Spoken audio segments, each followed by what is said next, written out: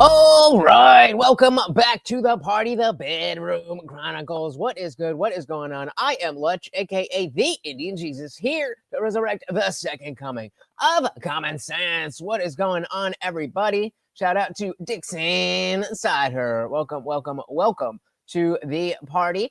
Yeah, what else is new? Not too much. We got our boy King Nirvana. Welcome, welcome, welcome. Figured we tried something a little bit different. So I spent the last hour going through my my Twitter X timeline and just to get an aggregate of what I see, what's going on, and talk about some stuff that maybe I'm not going to be able to do an entire stream on.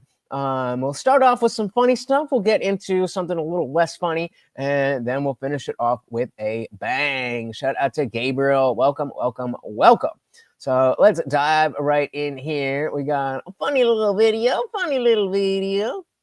That's why we're seeing some really interesting trends in a lot of key battleground states. Let's start with Pennsylvania with its coveted 19 electoral votes. And I want to focus for a moment on Erie County up here. This is a crucial swing county. It goes Trump in 2016, narrowly back to Biden in 2020. Now I want to go in even further than that. This right here, this is Mill Creek Township, District 2. Polls are showing momentum toward Harris in areas like this. But to really understand what's going on, let's go even closer, zoom in a little bit more. Right here. This is 114 Hilltop Lane. Now, I want to take us inside the bedroom here. Bear with me.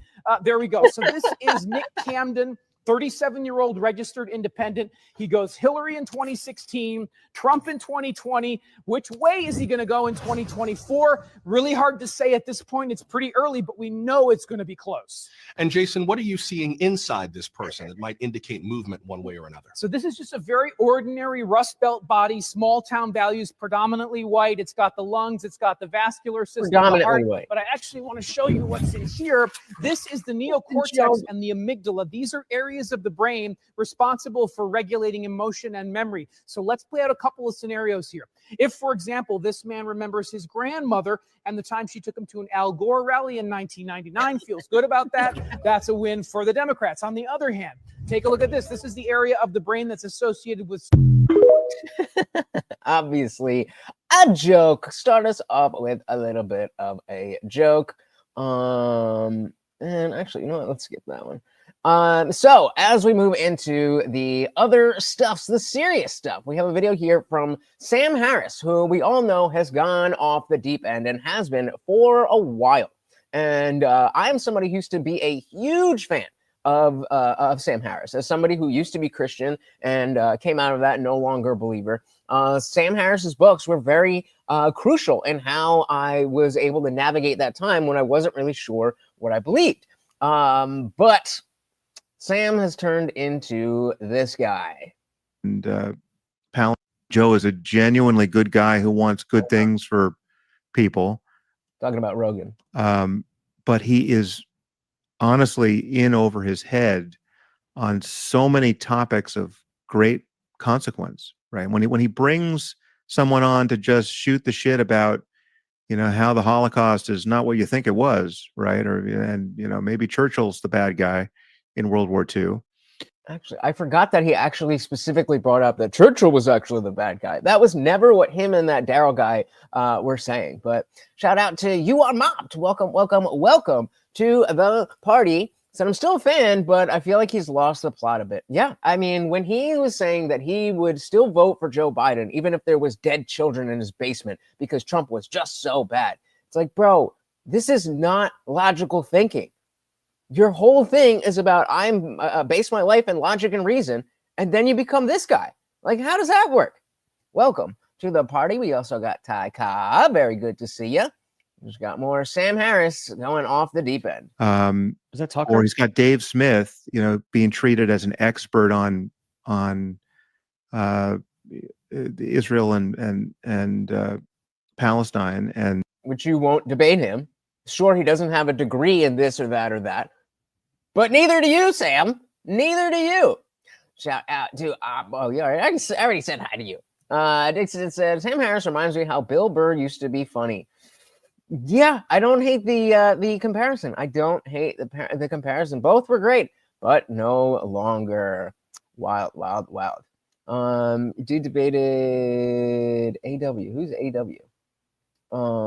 But yeah, we were at the DebateCon. I was there. Word up, word up.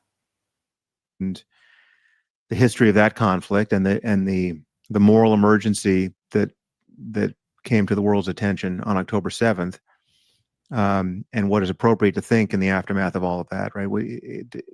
Dave Smith is the only reason why anyone knows what Dave Smith thinks about any of this is very likely because Joe had him on multiple times to talk about it, right?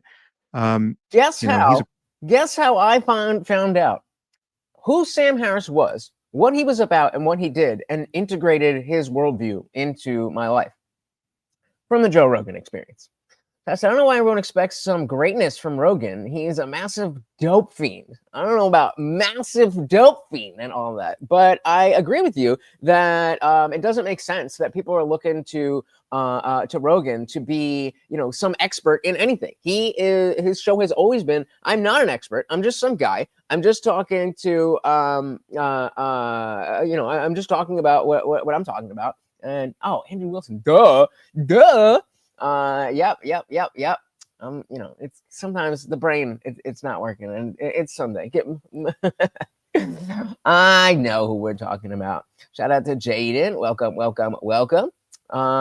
Shout out to Zippy. Said Rogan is better than most others. Yeah, I agree at what he is trying to do. What he's trying to do is have conversations, and he does that very, very well. Shout out to Indie Film Sunday Fun Day indeed. Welcome. I was saying I grabbed just in the last hour, or not the last hour, but I took 1 hour. I scrolled through Twitter and I wanted to see if this was, the best way to figure out what is going on today and what is going on right now. Shout out to Inside of the Ages. Said Harris is exposing his high intelligence here. Yep, indeed. I mean, talk about Joe being a dope fiend. This is high intelligence of its own kind. And so Dixon bringing up when Sam Harris and Ben Affleck were both on Bill Maher's show, and they were arguing over Islamophobia and saying that Islam is the motherlode of bad ideas. That was the quote from Sam. And Ben Affleck was like, "How dare you? That's Islamophobic." And he's like, "No. I'm saying Islam is bad, not Muslims are bad. Muslims may be bad, but what I'm talking about is the ideas." And that was a great moment. And I don't know where that Sam Harris is, but it's certainly not here. Yep, TDS. It's dogma. Ironically, even though his whole thing is being an atheist and being against religion, he still fell for his own, or not his own dogma, for a dogma that he made his own. And so clearly, either just saying, "Oh, we have Christianity, so let's just stick with that." That's not the best way, because a lot of people are not going to listen to that. But also, just throwing it all away is throwing out the baby with the bathwater, because there's clearly something there that prevents you from becoming Sam, right? King said you hired a second person to lie about the MDD. Yep. Working behind the scenes. Shout out to Texas Boone. Wrong. Welcome. Yeah, even Rogan says don't listen to Rogan about anything important. Exactly. You guys get it. Let's dive right back in here and see what our genius, high intelligence man. Because Joe had him on multiple times to talk about it, right? He's a pure misinformation artist, and on top of many others. And when Joe talks to someone like Trump or Tucker Carlson or I will remember. I don't remember who you are mobbed based on who was there. But if I saw you, I would definitely recognize you. I just don't remember whose name is what.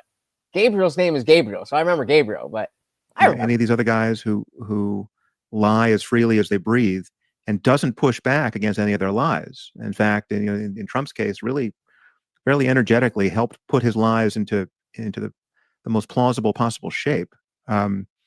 It is irresponsible. I mean, it is directly harmful. Our society is as politically shattered as it is, in part because of how Joe has interacted with information.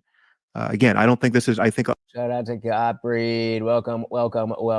So, I mean, you could see that, he is just spewing BS because he needs to find a way to make his worldview fit. and Trump bad and Rogan like Trump. So therefore, anybody who goes on Rogan must like. It's like, bro, you're doing too much. You're doing this is 2 videos, and now both people are doing too damn much. Exactly. So he said, anyone who claims someone else is pure information, they are themselves pure misinformation. Yeah, that's a good rule of thumb. I mean, there's some pretty shitty people out there, but all misinformation, everything they say, I don't know. All right, let's move on. What do we got here? So a little discussion on the tariffs, guys. I'm going to be honest with you. I still don't fully understand the whole grand plan. So I'll lay out the way that I see it, and you tell me how I'm dumb or how I'm exactly on point, and then we're going to watch this guy's video. My understanding is that other countries are tariffing us, and that is putting extra money in the pockets of other countries, and then we haven't been tariffing them in a reciprocal manner, which has allowed the prices in other either the prices of manufacturing in other places and or the prices of foreign goods to be lower than the price of American goods. So that's my understanding of where we're at so far. Then my understanding of adding the reciprocal tariffs is then to increase the prices temporarily so that American goods and manufacturing become competitive, and then the prices of everything come down. That's how I understand it. That makes sense to me, but I could be very wrong about that. So as we watch this, you guys let me know. Godfrey said, weird off-topic question, but do you think RFK is natty at his age? No. I mean, he's definitely on like TRT or something. Is he like slamming anabolic steroids? Well, I mean, you know what I mean. But is he slamming steroids? Maybe, probably not. I would assume not. But like completely natty, I don't know about that. Shout out to CT223. Welcome to the party. So Tucker has the Secretary of Treasury on. They broke it down pretty well. It's worth a watch to understand it. All right, word up. Well, I will have to do that. Shout out to SI Drivers. Welcome to the party. And Zippy said, yeah. So I think I'm on point pretty much, right? So let's see what this guy is saying. Well, so by now you probably heard everything under the sun on what these tariffs. It's a little quiet, but tariffs are doing to the stock market. But when Trump was asked today point blank about the stock market, he shrugged and smiled and said, it's working. Now, if you know, you know. Allow me to break this down. Revenues from the S&P 500 are 41% foreign-based. That's huge. So most of the S&P is foreign-based, okay. So when you're looking at multinational companies that are going to be hit with this tariff, they're scrambling. Let's just take Nike, for example, because they're a huge multinational company. And that's actually good because I have another video regarding Nike coming up. So, okay, looking at Nike. Nike stock is not doing well. Now, the only thing that the shareholders and the CEO of Nike are concerned about is obviously their stock. Now, if Nike was to stay competitive in the U.S. market with these tariffs, do you really think they're going to increase their prices 25% to the consumer? No. So that's the one thing that already, like, again, if we use Nike, I just saw an infographic about, I think it was Kyle Kalinske, who shared, like, how much would an iPhone cost if it was only manufactured in America? Which, again, I don't think anybody is claiming is the goal, to have everything in the world manufactured only in America. I haven't heard that be the goal, but yeah, I could be wrong. So no, obviously, if iPhones were only made in America, they would be, I think the number was like $30,000 or something. Clearly, that's not reasonable. Nobody could spend $30,000. Nobody, I mean, obviously, a few people here and there, rich people would, but your average consumer is not going to be able to spend $30,000 on a phone. So even if we brought all the manufacturing here, then it would be untenable for Apple to sell the phones at that price. So even if there was a price hike in the equation, it wouldn't all be passed down on the consumer, because then Apple would cease to exist as a company. And similarly with Nike, if we have their cheapest shoes being $600, then nobody's going to buy their shoes. It doesn't really matter what the tariffs are or aren't, because nobody's going to buy the product. Dixon said, I watched a video about how there'll be a 20% correction in the market, forcing the Fed to lower interest rates. It should reduce the cost of money borrowed and essentially allow us to refinance our debt. And that's the 20% correction. I hadn't necessarily heard these numbers, but the idea that, the stock market is down now, and again, I have a different video for that. Maybe I'll skip around and do that one next. But it seemed like that was always part of the plan, short-term pain for long-term gain. Is that not what we've been hearing? Well, shout out to New Balance. Zippy said, most of the corporations have had huge profits they can take from their high profits or leave the market. And that, again, that seems to be the most reasonable thing. Now, am I saying that because Nike wants to sell shoes that they're not going to raise the prices at all? No, I'm not saying that. But I also I'm just saying it makes sense that they wouldn't be able to sell shoes for 6, 7, 8, 9, 10 times the price that they are now.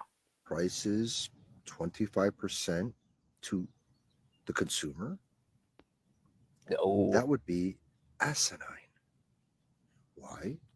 Well, if they increase their prices to 25% to the consumer, people won't be buying Nikes nearly as much as they did. And if they don't buy Nikes as much as they did, with their stock value plummeting, they're screwed. Mm-hmm. So what will Nike do? It's almost First of all, it's almost condescending the way this guy's talking, but I need it on that level. I need it explained on that level. Your mop said, obviously people will just wear their own their worn shoes for far longer. Well, hey, planned obsolescence, that's one way to fight against it, right? Super expensive shoes. Ty said, basketball fans will keep Nike afloat at their own peril. I think it's ridiculous. The price people pay for sneakers, and they don't even play basketball. It's a status symbol. It's a status symbol. I mean, I don't get it either. There's, the sneakerheads, never been that guy. I remember in high school, it was cool to have Pumas with the camo shorts if you're in the hardcore scene. But other than that, it just, I never got it. Never got it. I agree, but I need it. Sometimes, just talk to me like I'm 6. Talk to me like I'm 6. This is one thing I don't want to be wrong about. First of all, they're not going to pass on all of the tariffs to the consumer. Again, all. So we're all acknowledging that, yes, there's going to be something passed on to the consumer. Yet, people still voted for this. People are, as this is happening, people are still in favor of it. And based on what I explained before, it seems like that was part of the plan. And the jumping down the throat, like, oh, see, the stock market crash, all that stuff is more political theater. All day you dream about sex? They will absorb a lot of these tariffs. Second, they can't avoid these tariffs. Okay, so we'll come back to that. So they can't avoid the tariffs. Godfrey said the U.S. doesn't even have access to all the needed ores, minerals, and rare earths to actually produce an iPhone. Therefore, the whole argument of producing an iPhone in the U.S. is argumentative. Right. And even to give credit to the person who made the infographic, I do think it was meant to not be like, look, this is what's going to happen with iPhone. I think it was more of a conceptual thing, which I agree with you, doesn't, make as much sense as they would hope. But the concept, I think they were trying to say, is that we all benefit from slave labor around the world, which is like, I guess, is that the hill that you want to die on? Hey, there you go. Ty knows what's good. All right. Second point. They can't avoid these tariffs. They have no choice but to bring that manufacturing back to the United States. Sounds good to me. Now, where's the evidence of this? Well, evidence. Ford is already doing this. So is Toyota. Ford is offering employee pricing to every car Employee pricing is like 10 to 20% cheaper than the invoice pricing. Toyota right now is doing a massive, massive social media campaign to let the consumer know which cars in their brand are made in the United States so they can sell more cars. Okay. You see, when you think like a corporation, you understand what's going on. Right now, a lot of this fear is coming from the countries to where these corporations have homes. These countries do not want these companies to move. The only way to hurt a mega corporation is to hit them in the pocket. Now, to the bleeding heart liberal, Sense. this should be good news because this is the best way to stick it to the corporation. Again, all of that's all in line with what I was thinking so far. Back to Nike. If you're Nike and you're getting hit with 25% tariff, and you still need to be competitive in the US market, the last thing you will do is raise your prices on these Air Jordans or any type of sneaker. If you did so, your stock would plummet even more. This was the only way to get the manufacturing back into the United States, and it's already happening. You see, the smart companies have already jumped ship and came to the US. Microsoft, Apple, Toyota, Honda, just to name a few. And those have all moved within the last few months because of the tariffs. Again, I just want to make sure I'm not here trying to tell you guys I know what's good. I'm here pleading to you guys, hey, I don't know what's good. I want to make sure we can all figure this out together. Inside of the Ages said it's a Chinese finger trap. When the stock market goes down, this is a key indicator that the value of the dollar is going up. Tax the rich is worse than tank the market. That's where our dollar's value went. Interesting. The Chinese finger trap. Hey, shout out to Texas. Bjorn Wrong. With the $5. Thank you so very, very much. And of course, you guys know that every donation comes with a treat for our co-host, Morty. Yeah, come on here, buddy. Go and get it. Yummy, yummy, yummy. Thank you so very, very much, sir. Very much appreciated. And of course, that makes you the new sponsor of the stream. Texas Born Wrong. Very, very, very much appreciated.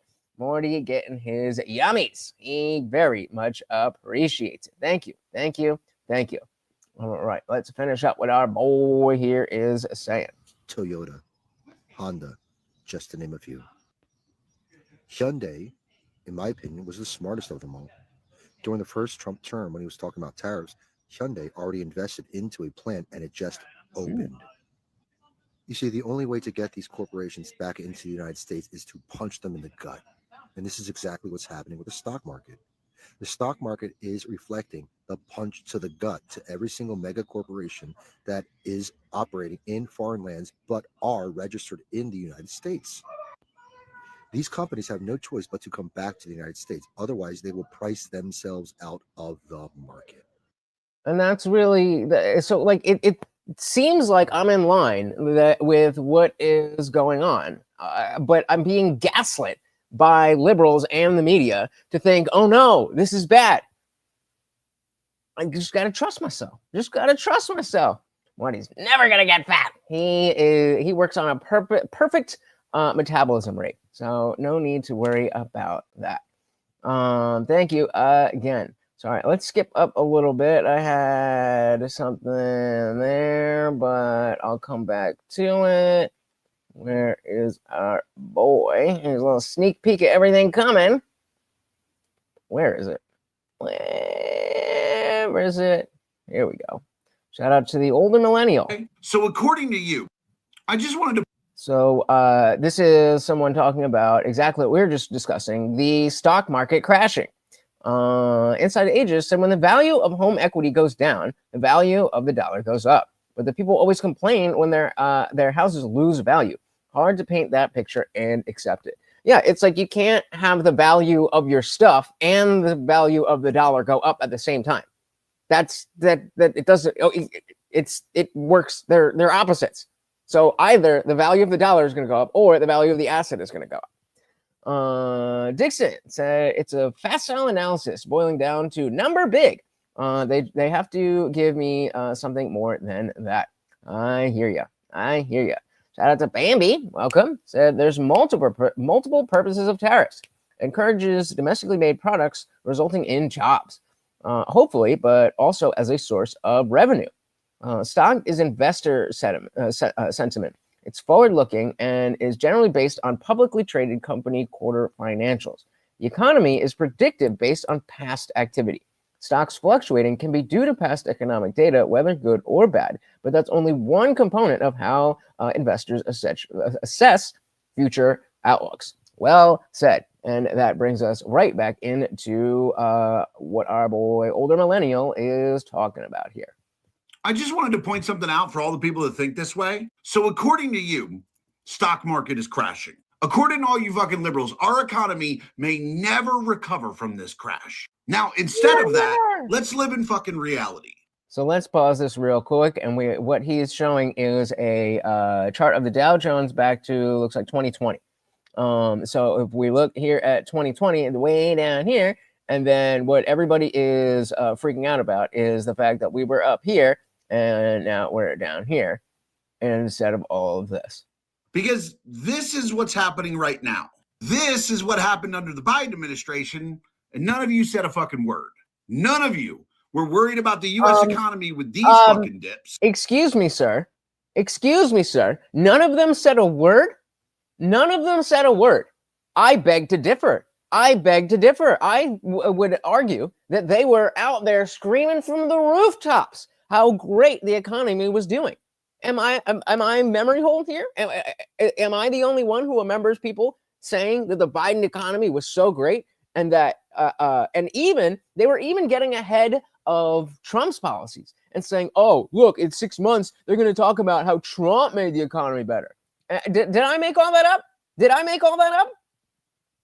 Insight said, people think that their homes doubled in value over the last 5 years. They didn't. The value of our dollar was cut in half, but people celebrate their equity. It's literally a trap. Well, I think that, and correct me if I'm wrong, but I think that goes into a slightly different conversation about how different classes of people can use credit and debt. So, like, I think if you are, and again, I'm only barely understanding what I'm talking about, so correct me if I'm wrong here. But like, if you are of a higher class, then you can leverage debt and credit to buy things that will gain value. But when you're poor, essentially all debt is bad debt. So I think that gets into some of that, if I'm not mistaken. Boom, boom, boom, boom, boom. Texan said people celebrate their property value increasing, but bitch about property taxes increasing. Exactly. They all said it and still say that the economy was good and how Trump inherited a strong economy. Fucking retards. Yep. The U.S. economy with these fucking dips. No, massive fucking dips in the stock market, way bigger than this one. And none of you had anything to say. And just to double and in case you didn't see the graphic, that was during 2022 and such. Check that. I went to Good Trouble's account. I went to Harry Sisson, Chris Mowry, Dean, Parker. I went to all those accounts and looked for posts in this time period. Would you see? We're all learning together. Believe that I didn't find a single post talking about the stock market crashing? Like, we had these huge fucking dips, and not a single liberal content creator was talking about this the way you're talking about this. Could it be that maybe you're sensationalizing it because you don't like the guy who's president? And here's the thing. I'm open to being convinced that's not the case. So all you liberal content creators, I'm just really curious why this is the end of the United States economy. But this wasn't even worth making a post about. Could you possibly explain that to me? I don't think they can. I don't think they can. So, I mean, yeah, guys, I am definitely far from an expert on this stuff, but just trying to understand the basics of what we're talking about and then, relaying that understanding through the language that we hear. And then understanding the two sides, their incentives to lie and sling mud, it's certainly a difficult thing to navigate. But as long as you're paying attention, then you should be good. So switching gears a little bit, we got the youth are waking up. The youth are waking up from a Palestinian protester. I'm at the protest right now in New York City, anti-Trump, anti-fascist protest, and I have one question. Where the fuck is Gen Z? These people are cheering. They're at home laughing at you being stupid. They're at home watching shows like this, laughing at you. They're talking like it's just the 60s. It's just like the 60s, and they're having conversations and walking slowly. There's no fight here. There's no youth here. It's all 30-somethings and their children. And then seniors. And God bless everybody who showed up today, but I'm really fucking disappointed in the youth turnout. I mean, there's so many things at play here. There's so many things at play here. It's like, first of all, it used to be normal that kids didn't really get so bogged down with geopolitical issues. When I was in high school, there was like one or two kids that were really invested in politics. And I think that's a good thing. I think it's a good thing because these ideas are, grandiose is a bit of a grandiose word, but these are big ideas that have huge implications. And while it would be good for kids to be exposed to politics and understand current events and stuff, I don't necessarily think it's ideal for, especially in the internet age when everybody's on camera, to be out in public protesting things that they clearly don't fully understand. So, if they're not there, then what does that tell you? What does that tell you? Insight said the gamblers have purchased the government, and since the House always wins, by the way, coming off the gold standard caused this. Not possible without material wealth before that. Very, very true. That was what? That was Nixon, right? Thanks, Nixon. I was like, we're just looking at you, wondering what the fuck you're doing. Exactly. Two different worlds. CG said, I just want to point out with tariffs, it's not based on MSRP price. It's based off the cost, insurance, and shipping, or the. Are you talking about transes here? How dare you? I'm just kidding. Just kidding. But the cost, insurance, and shipping. And I think, in discussing the consumer price and the cost of providing that good, there's a confusion there. And we said USID can't pay them to protest anymore. No, that one's not for you. Sorry. Zibby said investment, loans, debt, it's all the same as blackjack, slot machines, and roulette. We worship the bank and deride the casino when both do the same thing. Well, that's a fucking bar. Dilly to that. Shout out to Guam Tech. Welcome to the party. So Twitter's doing exactly what Twitter do when it comes to Elon. To Elump or Elon. Either way, they are freaking out. Welcome. Appointed in the youth turnout. Where is the youth turnout? This is your future that is going to be impacted by the actions of the Trump administration. And it's really this easy to show up in numbers and show your government that they're outnumbered. That is the point of a protest, to show that your government that they are outnumbered. And if Trump leads you to believe that protesting does nothing, then this is what we get. We get a crowd of 30-somethings and their children and seniors and barely any teenagers. It's interesting to me that she's even like, why wouldn't people who are older have more influence? Or is it just the fact of we need more numbers? We need more cannon fodder to throw at whatever. Make that make sense. I'm trying to get something else that all right, barely any teenagers ever. Like these, oh my god. I can't even. Like, where are you going if you're not going to the protest right now? Where are you going if you're not going to the protest? Where are you going if you're not going to the protest? So we have this, I'm looking for something else, but where am I? You guys see, right? We had this this picture Said, but it was the Gulf of Mexico at birth, with Kyle Kalinske sharing it, thinking, oh, what a burn. It's like changing your name has nothing to do with trans. It's not the Sea of America. It was the Gulf, and now it's the Gulf. Nice try, though. Nice try. So we were just talking about the not that. Hold on. Should have put these in a different order. So we'll start with Alex Stein out at the protest. The protest that our little Palestinian friends. Look at these libtards. These are Latina libtards. Big booty Latina libtards. These are my favorite libtards. We have to protect these libtards. Why your brain's so small? Your hat's so big. So look at that wig. Don't even. That's a wig. That's it. He said that's a wig. That's a wig. That's the best you come up with. Oh, you purposely put on a hat that's big. So I'm gonna say you wearing a big hat means you have a small brain.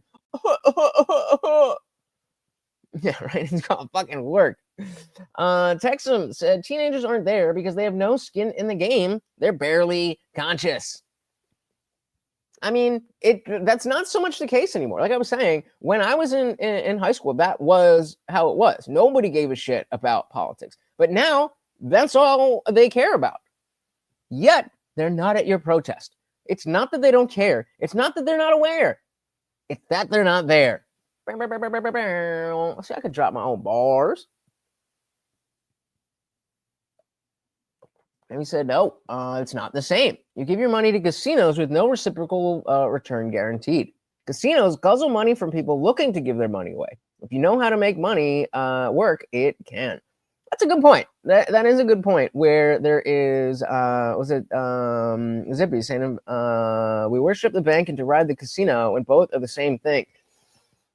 I get where you're coming from, but Bammy makes a good point that you don't go into a bank expecting, oh, well, okay, I've got $100. Let's hope that I go home with at least $100. When you go into the bank, you expect that $100 is going to be there. When you go into a casino, it's like paying for any other, thing that you do, any other activity. Shout out to Alex on 99. Yeah, Gontek said, is this how teens are taking their mental health days? Apparently not. Tessa, I had to show my dad when Trump declared he was changing the Gulf of Mexico to Gulf of America. Bill had to shush Hillary. Shh, hush, woman, hush. Yep. Why your brain's so small? Your hat's so big. So look at that wig. Don't even. That's a wig. Yeah, I don't even with that wig. This is what a libtard looks like in the wild. An elderly fellow, always an elderly fellow, hiding his face. He even likes Elon Musk. I believe this man drives a Tesla. Let me see your keys. You don't have keys. He drives a Tesla. That's why I know that he drives a Tesla. He won't show his keys. Boom. Exposed. Got him. This is my favorite libtard right here. What do you do, sir? You don't know I love the accent. what you're doing, do you? What? You don't know what you're doing. Projection. Sir, I would argue that you don't know what you're doing. Or you would argue that you, sir, are the one that is standing out here protesting something that not only do you not understand, but you don't know what it does. No, I know exactly what I'm doing. No, you I'm on the don't. prowl for libtards. And I found one. I found a very pretty libtard. I remember him from Bacon. Shame. Yeah. Elon Musk USDA program. Good. Why? Good. Because we don't need Different transgender one. studies in Afghanistan. We don't need that. So Zippy says it's all gambling. Potentially, fine, okay. It's all gambling. Some have better rates of return. The bank gambles as much as stores money. Plus, you won't be gaining anything by investing $100, at least not for a very long period of time. Okay, fair. We both understand what banks are and casinos are. But you can't say they're the same when they're clearly not the same. They may not be, they both might not be working in your favor, but they are very different things. They are very different things. And I get the point that you're making about how when like specifically in the too big to fail 2008 crisis that everybody just let that. But I'm with you on that. But Ben made a good point. It's not the same thing. It's not the same thing.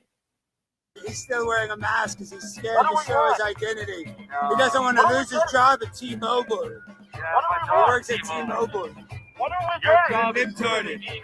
Even what are we doing here? What do we want? Somebody help me. I don't know what I'm doing here. I just showed up because somebody on TV told me to. What are we doing? Listen to him. Listen to him. It's your job too. You're What are we doing? What do we want? Yeah, this is your job too. You're out here in the streets too. It's my job to share my voice. And yeah, it's your job. with This is getting here. paid. It's our job. You're literally getting It's our paid. Speaking of getting paid. Speaking of getting And they paid, charge look at what we've got people here. don't believe Texas State University. that people get out here and they charter buses to do their protesting. They pay protesters. We got two full on. No, there's no Trump on there. They're just paid protesters. Crazy. Maybe the Zoomers were like, you know what? I need to get paid a little bit more. You need me as a protester. If you want me out there, you got to pay. Bambi said, do you work for financial institutions? Because I have for 20 years. I understand the sentiment, but it's just inaccurate. Yeah, and that's fair. I mean, I don't, Zippy, like it was, yeah, I understand what you're expressing, but good point proceeds. Dominic said, all stock market investors are crying right now. They should have bought IUL for me. There you go, that life insurance. CT said, bank is not a casino. The stock market is definitely a casino, especially short-term options. They said the bank would be different if we treated investment the same as a casino. Right, but I think the big difference that we're talking about is that even if you're not expecting, you're not, as you said, you're not expecting returns. If I walk into a bank with $100 and I say, here, open an account and put this $100 in there, I'm not expecting to make a good return. I'm just expecting that it's going to be there when I come back in a week, a month, 6 months, or whatever, that, hey, remember that $1,000 I gave you? I would like it back now. What part of the casino is that? The ATM that belongs to the bank? Nah, these are, you need one of the, like the big rigs for this. This is just, I'm not trying to do all of that with the sick clouds, bro. Dixon said, uncertainty of result isn't necessarily the same as gambling. Ty Cobb said, I wouldn't gamble on anything. I have more fulfilling vices. I hear ya. All right, what else do we got going on here? All right, let's go back down the list a little bit. We'll do this one quickly. This fucking guy. It is such a shame. It is such a shame that I once trusted this man. I once trusted Sam Harris. Of course, I no longer do. I once trusted this man, and I of course no longer do. Yet there are people who have seen the same exact things that I've seen in the world and have not changed their position at all. There are 500,000 people in the United States who are homeless. And you got billionaires who have more money than they can spend in 1,000 lifetimes. How many homes do you need? Do I own 3 residences? Yeah, I do. Guess what? I'm a United States Senator. I have a summer Rules for thee, but not camp. me. It's a nice one on Lake Champlain. There are This fucking guy. If you think he still cares about you, then you're retarded. Yeah. I mean, it makes me feel stupid, honestly. It makes me feel stupid. I think if I didn't have the humility to understand that we've all made mistakes and it's about learning from those mistakes, then I would still crawl in a hole at the fact that I was supporting Bernie, that I voted for Hillary in 2016. Like, You know, I mean, I trust myself. Everyone else is sus. I can definitely agree with that. What else do we got here? Oh, our boy Hassan Parker speaking at the National March for the Fascism. erosion of right now. There's another. Fuck, I saw another one. That a different angle of this, and just in typical fashion. I mean, I was trying to come up with an adjective, but I'll just tell it to you guys, and you guys will fill in. At the very beginning of the speech, he's like, all right, bro, I'm gonna make this quick because like I totally didn't prepare anything, but Trump is bad. It's like, of course, Hassan, of course.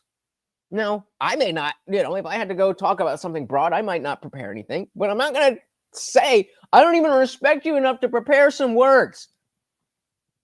It's so blatant. It's so blatant. Zippy said, trust a socialist as far as the chaos they will create in office. Yep. I'm saying, did you see the undocumented and unafraid chick at the protests? ICE has a high level of free one to go after. I did not see that. Send me a link. Let's check it out. Inside the ages of my kids' generation all seem to have news fatigue. They grew up with the news destroying their childhoods through COVID. They know it's all BS. There's a huge divide between boys and girls, and they are both lonely from one another and have been brainwashed into loneliness. Oh, yes, this is going to come back up. We've got some dating stuff. We've got some dating stuff as well. Let's hear everyone's favorite leftist, Hassan. Right now, this Trump administration has severely escalated the erosion of civil liberties for all Americans. Every single one of us. You have people getting black-bagged in the street, disappeared for the crime of speaking the truth. Now,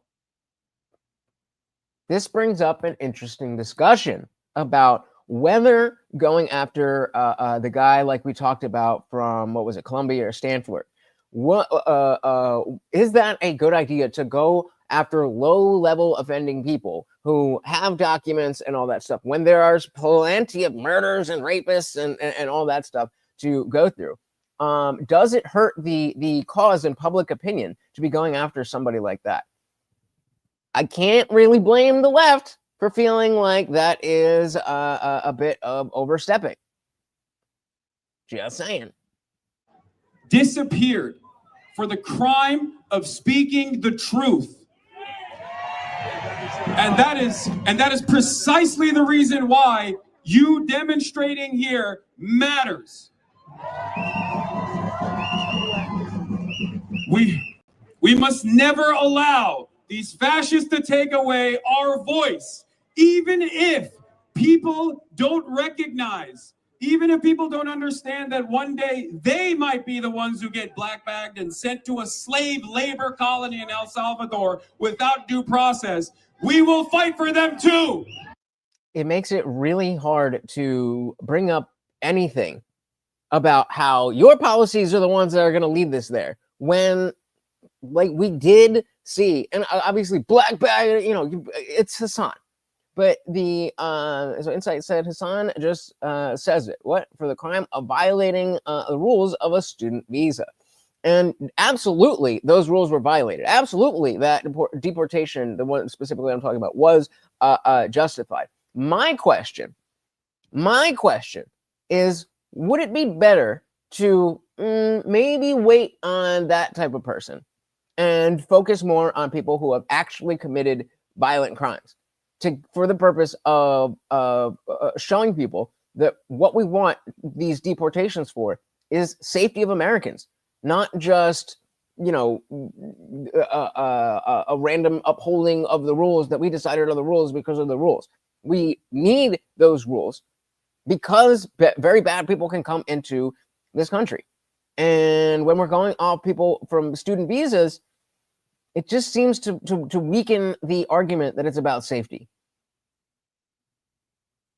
Trying to both sides this and see that, if I hated Trump, that would be exactly what I looked at. Any film said, great movie, PCU, we're not going to protest. Okay, I'll check that out. Guamtech said, "Oh, Hassan, your viewer demographic apparently didn't care enough to show up. That's why there's no cheers, because everybody in that crowd has no idea who he is." All right, let's finish up what he's saying here. Colony in El Salvador without due process. We will fight for them too. And again, they did get sent without to a horrible prison in El Salvador without due process. We could argue that they don't deserve it. We could argue that it doesn't matter, but to them it clearly matters. And again, if we're trying to win the hearts and minds of people, you know, Insight is saying, I agree. Trump should slow his roll in that. It does not matter what Trump does; the media would spin it. So I think he's going hard because it won't matter much in that regard, possibly. But I think we're at an inflection point where people are starting to wake up and are starting to see Trump for Trump. Maybe not the people in Hassan's crowd, but we saw how the way that people voted. So it stands to reason that continuing to keep those people's sensitivities in mind, that like, okay, yes, we need a border, it got way out of control, all that kind of stuff. Those people can be turned off by hearing what Hassan is saying if it comports with reality at all. And it does.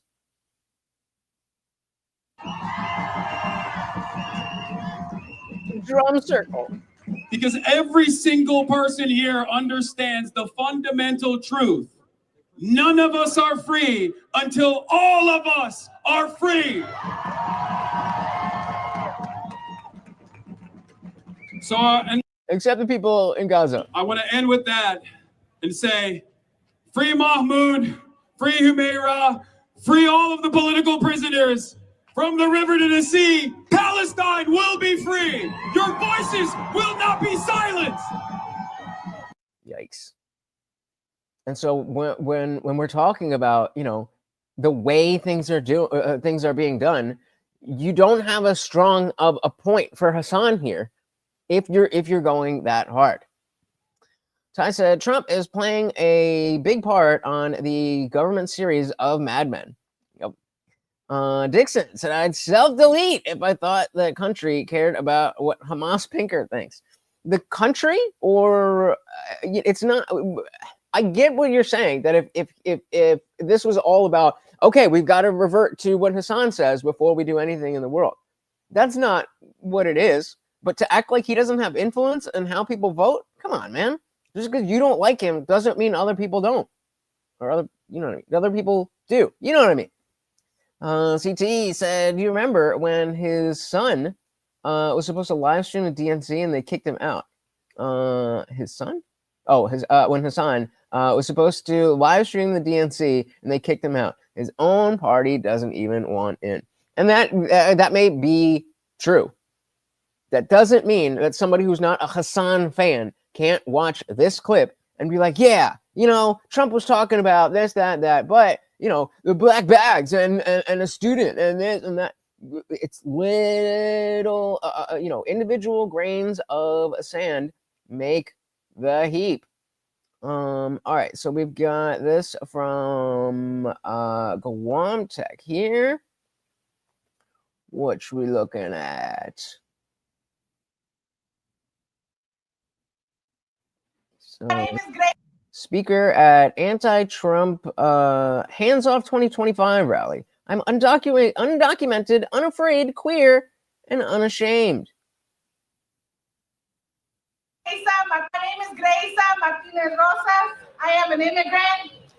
It says, well, okay, we go. I'm undocumented, unafraid, queer, and unashamed. Get her! I lead the organization, the most beautiful organization called United We Dream Action. We are the nation's largest network of immigrant young people fighting for queer rights, immigrant rights, and the rights of everyday working class people. I hate to tell you, Ty, but Hassan definitely fucks. Hassan definitely fucks. Maybe most age under 22, but Clout is a drug. Maybe so the majority of a bank's revenue comes from net interest margin. The difference between interest charged on loans and dividends paid on deposit accounts. If you use the money in the market accounts and CDs, higher and dividends. Oh, come on, Jesus Christ! Oh my God! Oh my God! Oh man! See, Caesar, I thought the LGBTQ people were always afraid for their life. Not anymore. Not anymore. Thanks to Trump. They found a reason to come out of the woodwork. And the rights of everyday working class people. So y'all look so beautiful. I wish you could be in this. Again, Ty, I will say, the queers, they fuck. It's gross, but they fuck a lot. And there's so many of you. I want you to take a moment and say high five to your neighbor. Y'all have been here for a while. Say, hey. Wait, say high five to your What's neighbor? up, neighbor? We're doing this. We got this. There's always such a juvenile, like childlike, I don't even know what the word is, but like, I can't tell how old she is, but she seems like, somewhere between 25 and 35. Why are you talking like you're 15? Just kidding, let's do a high five. Yeah. I'm here today because this fight is about all of us. Not just the people standing here in this podium, but this fight is about you. About the people that you love. About the people that you miss. Those we lost and those that we are waiting for, our babies. Oh, the poor babies. The poor babies. My goodness gracious. All right, let's dive back in. Of course, we have the Gulf of Mexico and burn, so it must be. Shut up. All right. So let's dive into this one. Yeah, just like the word. Oh wow! If I had my wow button. Wow. It's just it's such a common thing with the left, and I don't know how to put my finger on it, but it's something. So let's check this out. So Tariq Nasheed posts suspected white supremacist named Austin Metcalf, pictured with his twin, allegedly demanded honor student Carmelo Anthony give up his seat like it was the Jim Crow era. Carmelo defended himself from the alleged threat. The Daniel Penny case set this precedent. And Jack Posobiec says, you need to read the book. My response is that is not what happened. Shout out to our boy, Actual Justice Warrior. He's going to tell us what's really good. Anthony. WFAA has obtained new court documents revealing how Austin Metcalf was stabbed to death at a track meet in Frisco. Police say another teenager had fresh blood on his finger when they found him at Kirkendall Stadium. Remember, the claim from that other tweet was a white supremacist demanded a seat like it was the Jim Crow era. The David shows that when officers arrived, Carmelo Anthony told them he got into an argument with Metcalf. And when the arresting officer said he had the alleged suspect in custody, Anthony replied, I'm not alleged. I did it. So as you just heard right there, we have new information in relation to the murder of Austin Metcalf at the hands, allegedly, of Carmelo Anthony, who has been charged with the crime. And the reason we have to go over this is because there was such scant reporting on the specific details in the original news reports that we have now seen black activists try to fill the void by defaming Austin Metcalf by saying, no joke, that Carmelo Anthony was an innocent Baba Angel Aladdin, showing pictures of him in a suit and tie looking all sharp and making the case that Austin Metcalf was actually the person who deserved to be stabbed in this particular scenario. And I'm not kidding about this. I'm not joking even a little bit. So we're going to break all of this down. But before we do, I want to thank everybody who supports this channel via actualjusticewarrior.com/join. Give me the money. Give me the money. Okay. So as a refresher, there is a track meet involving 6 different schools in the Frisco, Texas area. What ultimately ended up happening was that there was a rain delay. During the course of the rain delay, Carmelo Anthony, the 17-year-old who did not go to the same school as Austin Metcalf, decided that he was going to sit in the tent that was reserved for students of the school. He was asked to leave, and then what we ended up hearing was that there was some sort of altercation, and that ultimately ended up resulting in the stabbing of Austin Metcalf by Carmelo Anthony. Now again, you're not welcome here because this is for our school. It has nothing to do with your skin color. And the details were not made publicly available, and the local news media kept reporting this as a fight where a student was stabbed and vagued up the language, as we often see whenever we have a black perpetrator attacking a white individual. And I know that the family has said repeatedly that they don't want to racialize this. So to be clear, there does not appear to be a racial motive behind the actual crime itself. But in addition to that, we have to highlight that the reason people are going out of their way to smear— That is okay. I thought I was going crazy when I first heard this. Carmelo Anthony is a basketball player, right? Okay, that I thought so.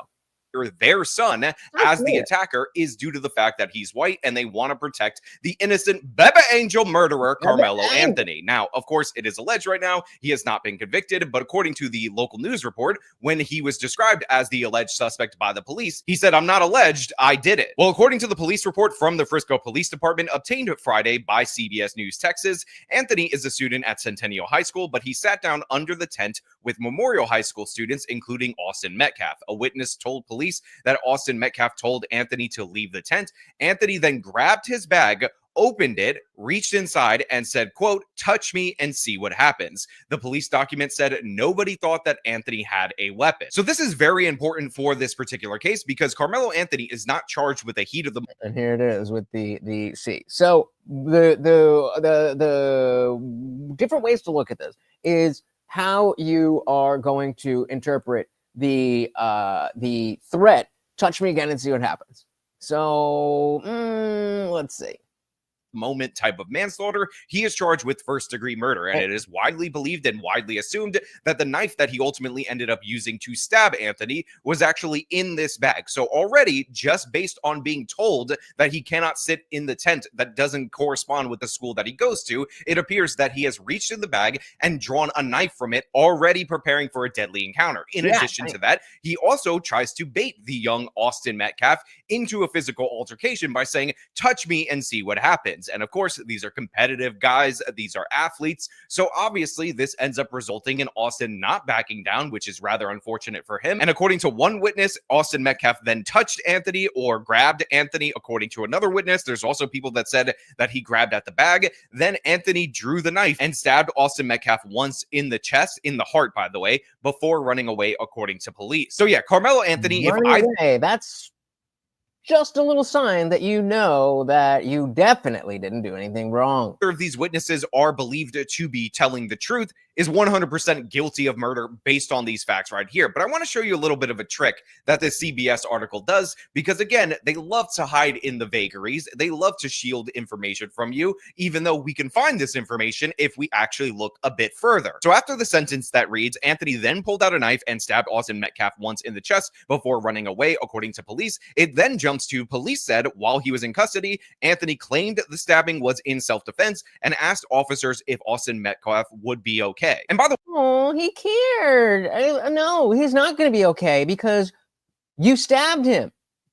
The local news segment that I've been interspersing clips of throughout the course of this segment also gives you the same basic chronological order of events. An argument over where Anthony was sitting while the meet experienced a rain delay sparked a confrontation between the teen and Metcalf, according to arrest paperwork. Anthony sitting underneath Metcalf's team tent. You could see it from the air when we flew over the crime scene. Metcalf from Memorial High, Anthony from Centennial. A witness telling police Metcalf told Anthony to move from under the team's tent because he didn't go to their school. The witness telling police Anthony grabbed his bag, opened it, and reached inside and proceeded to tell Austin, "Touch me and see what happens." Investigators writing that Metcalf grabbed Anthony to tell him to move, and that Anthony pulled out a black knife and stabbed Austin once in the chest. A black knife? I mean, why's it gotta be black? And then ran away. When officers arrived, the knife was found, and police say Anthony admitted to what happened, but said this to police.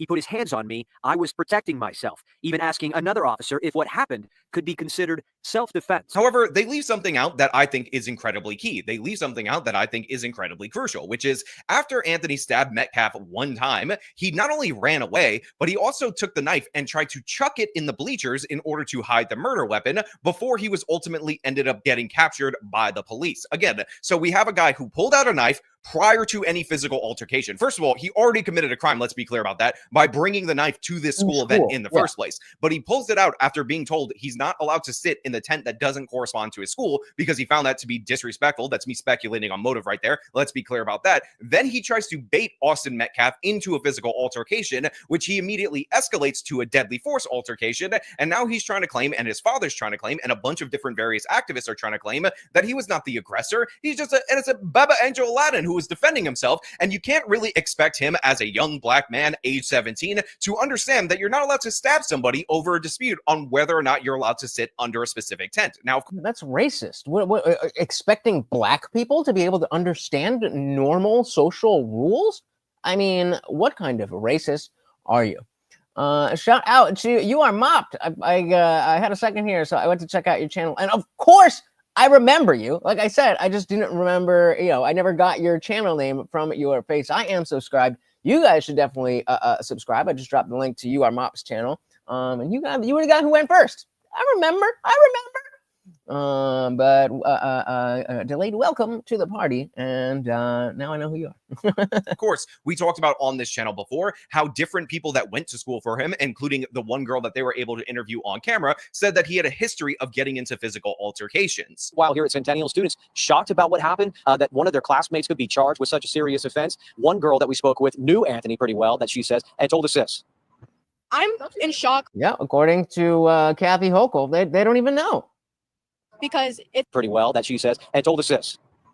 I'm in shock because it's like, I wouldn't expect that from him. I only know him fighting and stuff, like, but to take someone's life is just like a different level. We also have some social media. You know that he's going to fight, but you're surprised that he would fight more.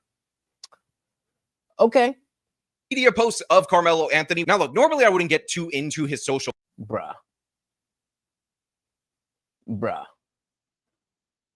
And where's the, I left the other picture, but we were talking about a suit and tie. This is who we're talking about.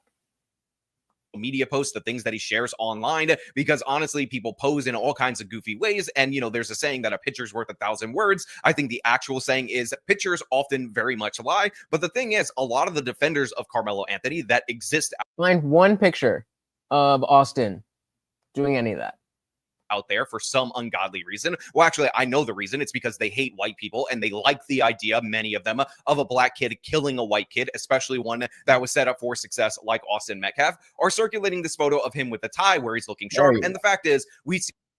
There you go. And I mean, this tactic. So here, I'll drop this link in the chat as well. And if you want to go see the rest of that with lots of details, our boy Actual Justice Warrior is very good at giving you the real.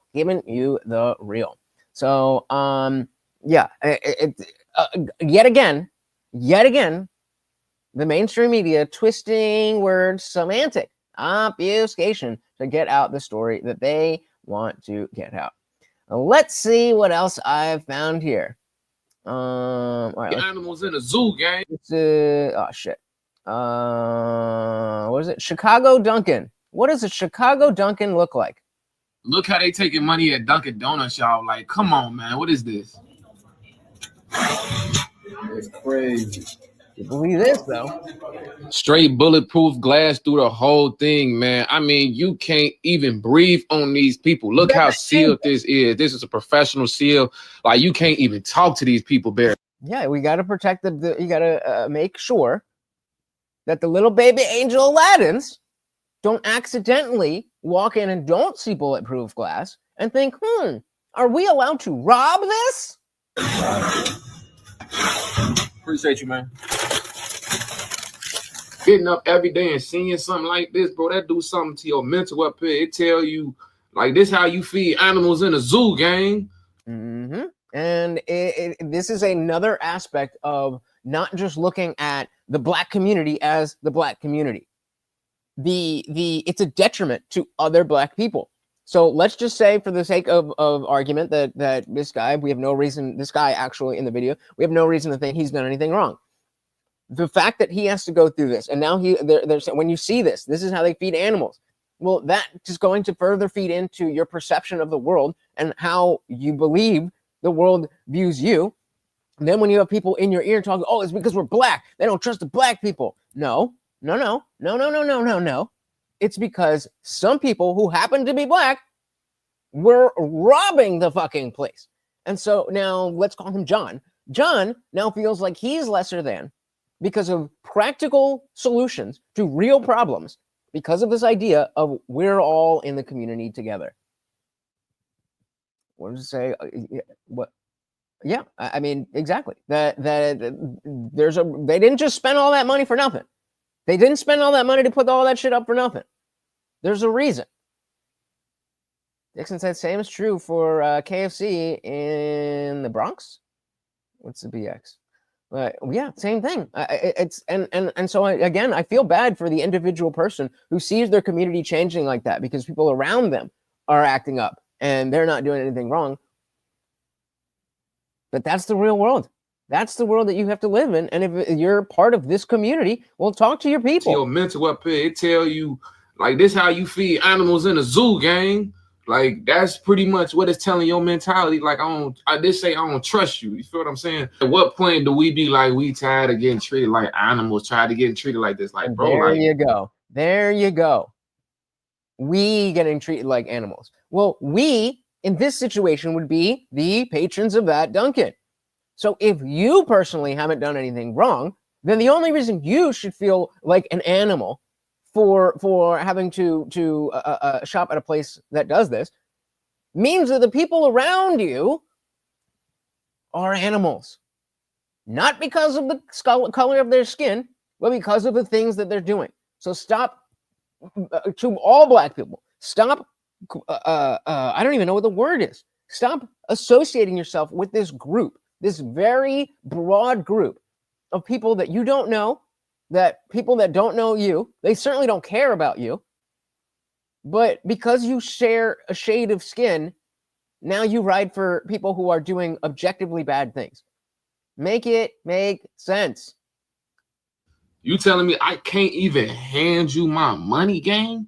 Like, bro, like, the people who be owning these don't be from the community. They don't be from the city. They don't. You grow up, imagine you see this every day for your whole life. And then you go to someplace else and you see them handing the money. You're going to think something wrong with you, gang. Like, it's crazy. You're only going to think something's wrong with you if, one, you have done those things that have caused them to need these safety measures, in which case you are wrong. Or two, you've associated yourself with other strangers that you don't know.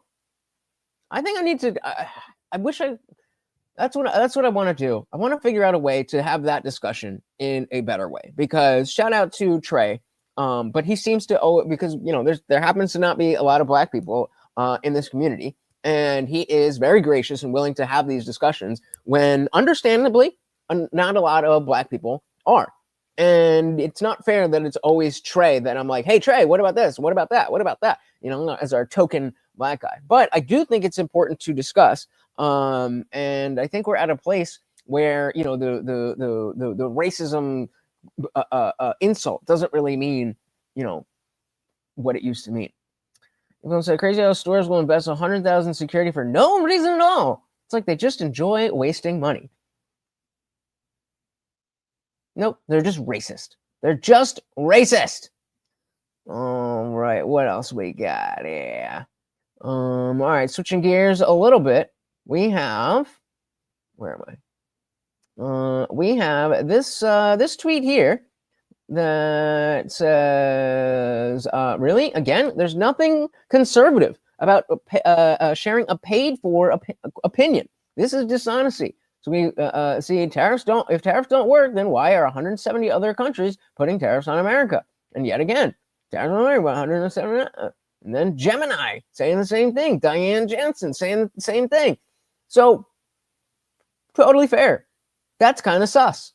That's kind of sus. But also, what I said, oh, that's not what I meant to do. What I said was, yeah, that is definitely sus. But what's the answer? It's sus that everybody's asking the same question. That doesn't mean it's not a good question. If tariffs are so bad,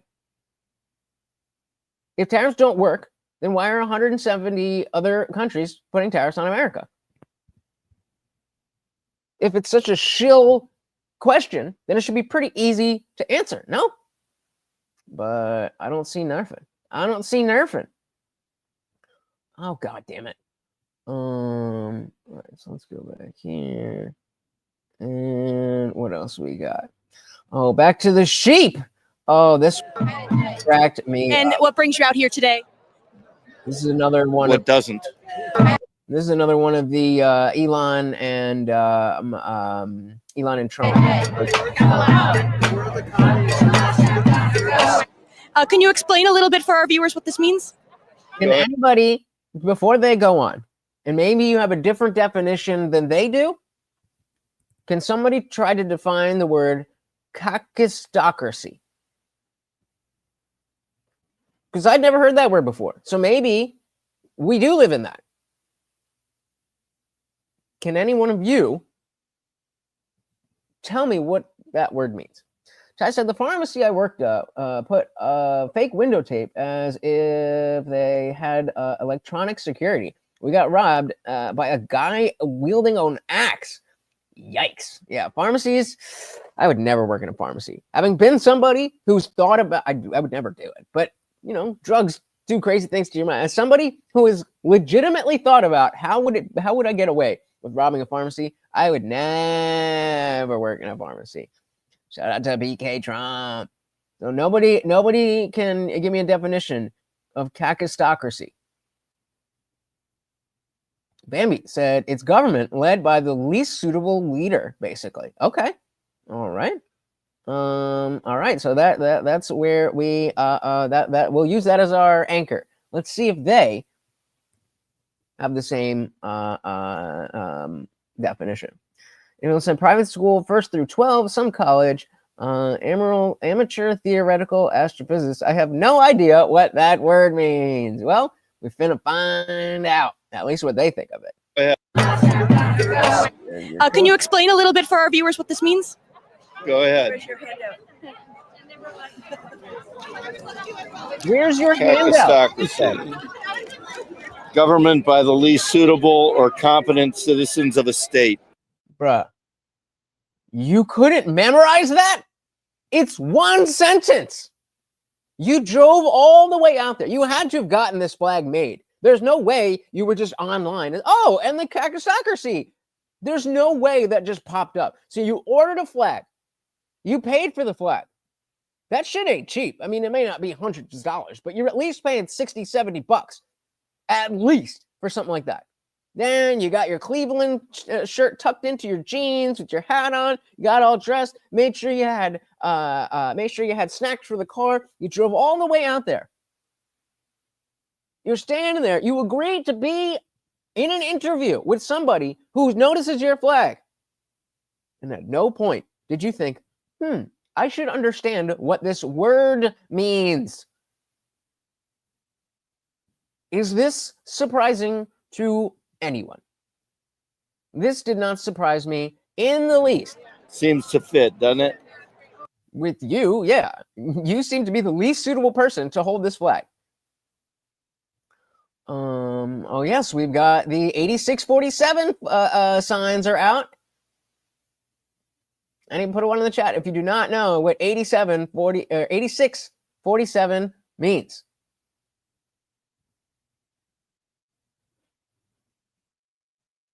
That is probably much more accurate.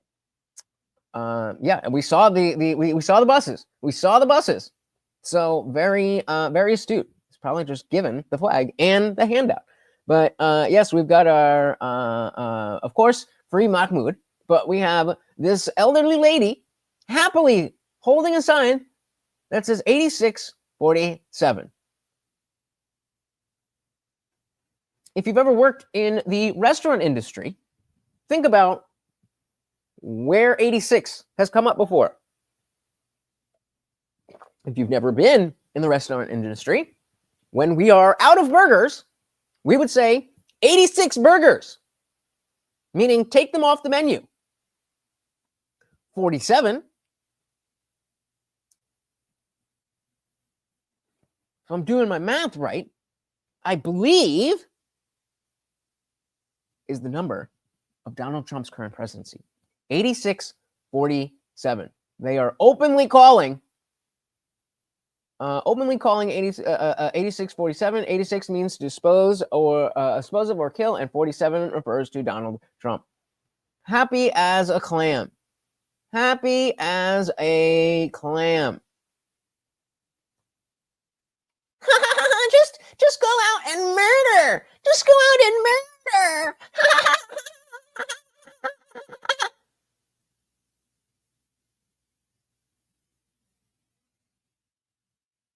Put a one. Actually, let's do a poll. Let's do a poll. Do you guys think this lady has grandchildren?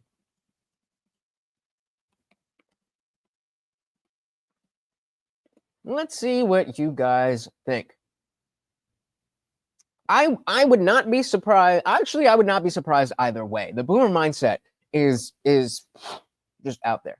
But if she has grandchildren,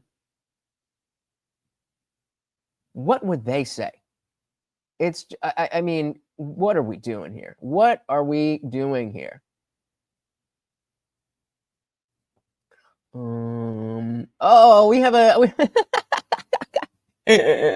I remember this one. Oh my goodness. This guy, he really thought he did a thing. He really thought he made a point. Let's see if you guys think that this guy made a good point. NIH. You're NIH, what's your job? I'm so sorry.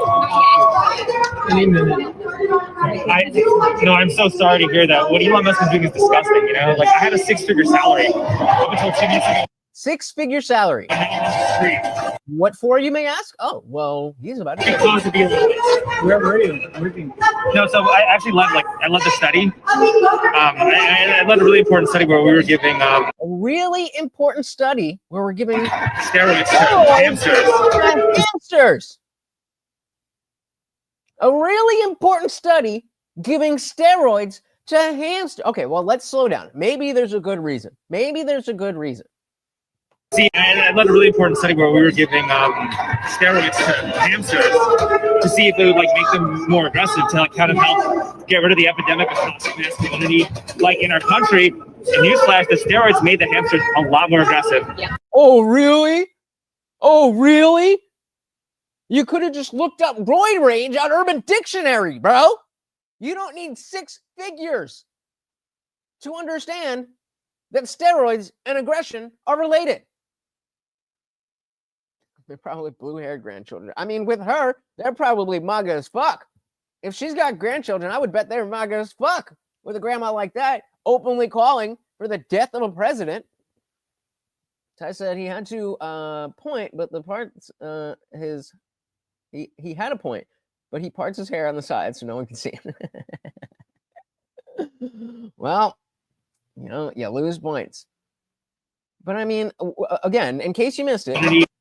I led a really important study where we were giving steroids to hamsters to see if it would make them more aggressive, to kind of help get rid of the epidemic of toxic masculinity. He's dead serious. In our country, in newsflash, the steroids made the hamsters a lot more aggressive. Oh no! What they did? Steroids made them more aggressive. Well, hold on. Seems like your work is done then, sir. What else do we need you for? Comtex said, sometimes you just can't make some of these arguments and points up. You just can't make it up. Surprisingly, they made them a lot more aggressive. Yeah. In our country, in newsflash, the steroids made the hamsters a lot more aggressive. Yeah. And now, Elon Musk is telling me that that's not essential. It's a bad use of taxpayer funds. No, that's bro, like, how can giving steroids to hamsters to see if it does the exact same thing in humans that we already know and have a term for, that's straight up fascism. Exhausting is a perfect word. And now, like, Elon Musk is telling me that that's not essential. It's a bad use of taxpayer funds. No, that's straight up fascism and it's straight up white supremacy. And our government is literally infested with this plague. Yeah, you are the bro. What? I thought these were cats on the shirt.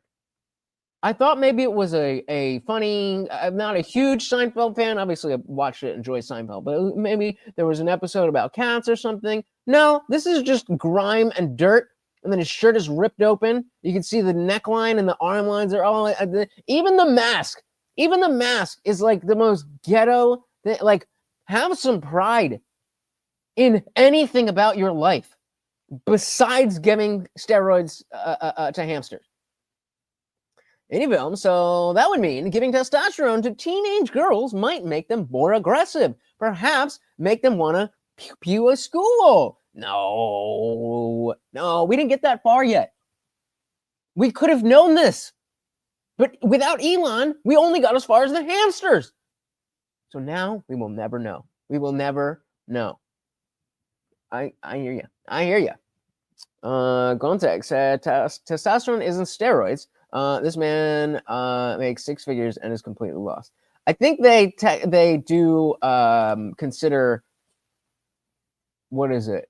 So maybe I think TRT specifically is it is considered a steroid treatment.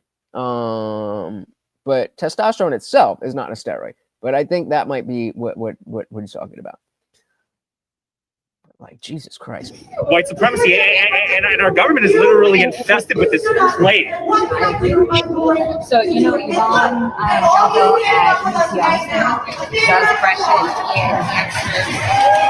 UT There's more than one of them. There's more than one of them. So you lost your job giving hamsters steroids.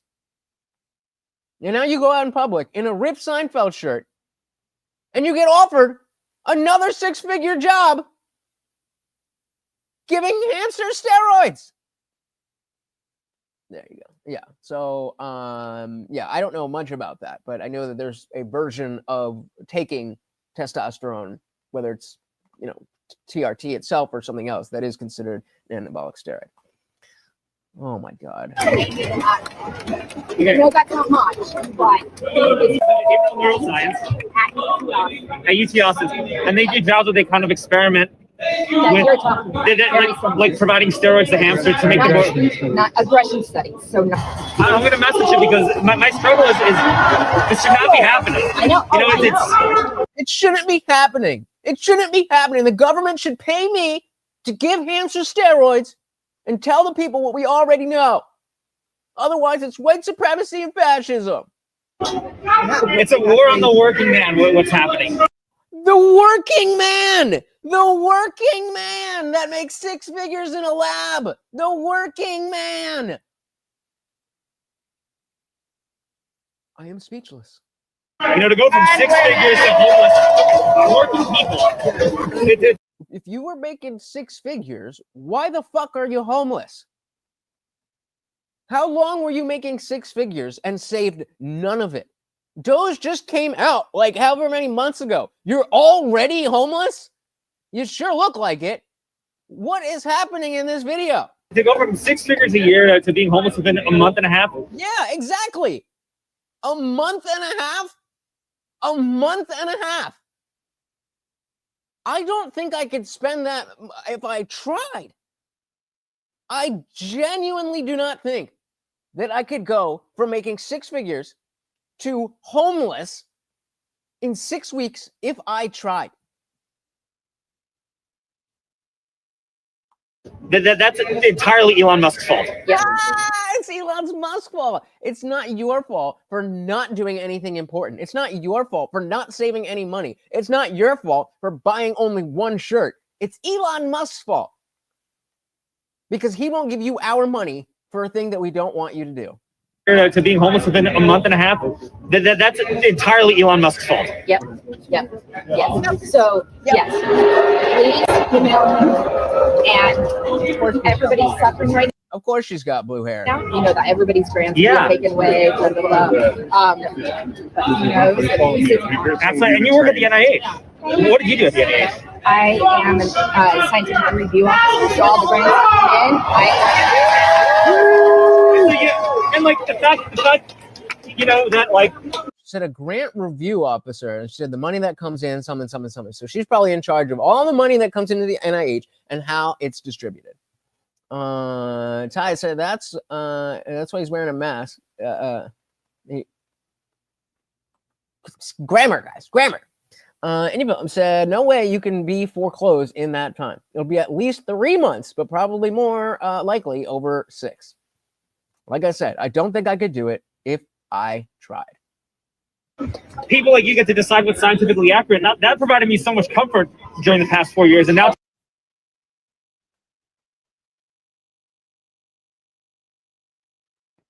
People like you got to decide. And that made me feel comfortable. This is straight up Stockholm syndrome. Straight up Stockholm syndrome. People like, and like the fact, you know, that like people like you get to decide what's scientifically accurate. That provided me so much comfort during the past 4 years, and now I don't make the decision. Well, okay, there you go. At least somebody has a fucking brain that I'm not telling them to make. I don't make the decisions. It shouldn't be a decision. You're supposed to follow the evidence. That's what science is.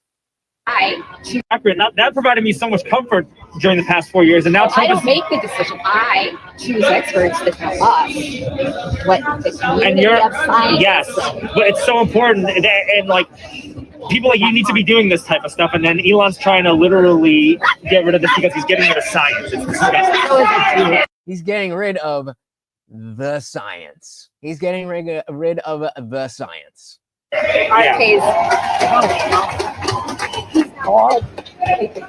No, it's ridiculous. And he says all this crazy stuff like, you know, don't use seed oils or cook with beef tallow. And right, yeah, what a fucking crazy guy. Why would you not want seed oil? And what? Ugh, beef tallow? That's gross. That's gross.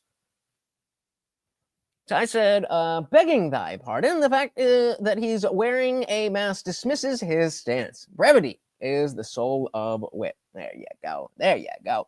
Anybody said, if I had any sympathy for these people in the past, I definitely don't now. I don't think they understand that they're not helping their side. Not in the least. whatnot, and like cooking with engine lubricant, and that's healthcare. Like yeah. So wait, you think beef tallow is engine fluid? Is that what you just said? Is that did I? Tallow and whatnot, and like cooking with engine lubricant. You were a scientist who worked in a lab for 6 figures a year, and you don't know that beef tallow is not engine lubricant? And that's healthcare. Like it's yeah. Vitamin A. Yeah, well, you know what it is? When he tells you to eat healthy and take your vitamins and get sunlight and exercise, it's just literally like it's like this heteronormative, like patriarchal concept of what health is, and health is universal. I would give him $1,000 to articulate what that sentence means. I guarantee you he doesn't know what it means. You know what? I want to believe that, but I don't. I think he's dead ass. Dead ass. Beef tallow is the new horse paste. I don't know, guys. I think you're trying to convince yourselves that it can't be this bad. Guys, it is this bad. It really is this bad. Oh, we did that one already. Oh, this is a fun one. This is a fun one. Let's do it. Joining. We're just this is a queer fat club. I'm queer and fat. Okay, thank you for joining. We're just introducing ourselves at the moment. Okay. Do you want to go ahead and introduce yourself, Joe? Yeah, my name's Joe. I go by he, they, and I identify as 275 pounds.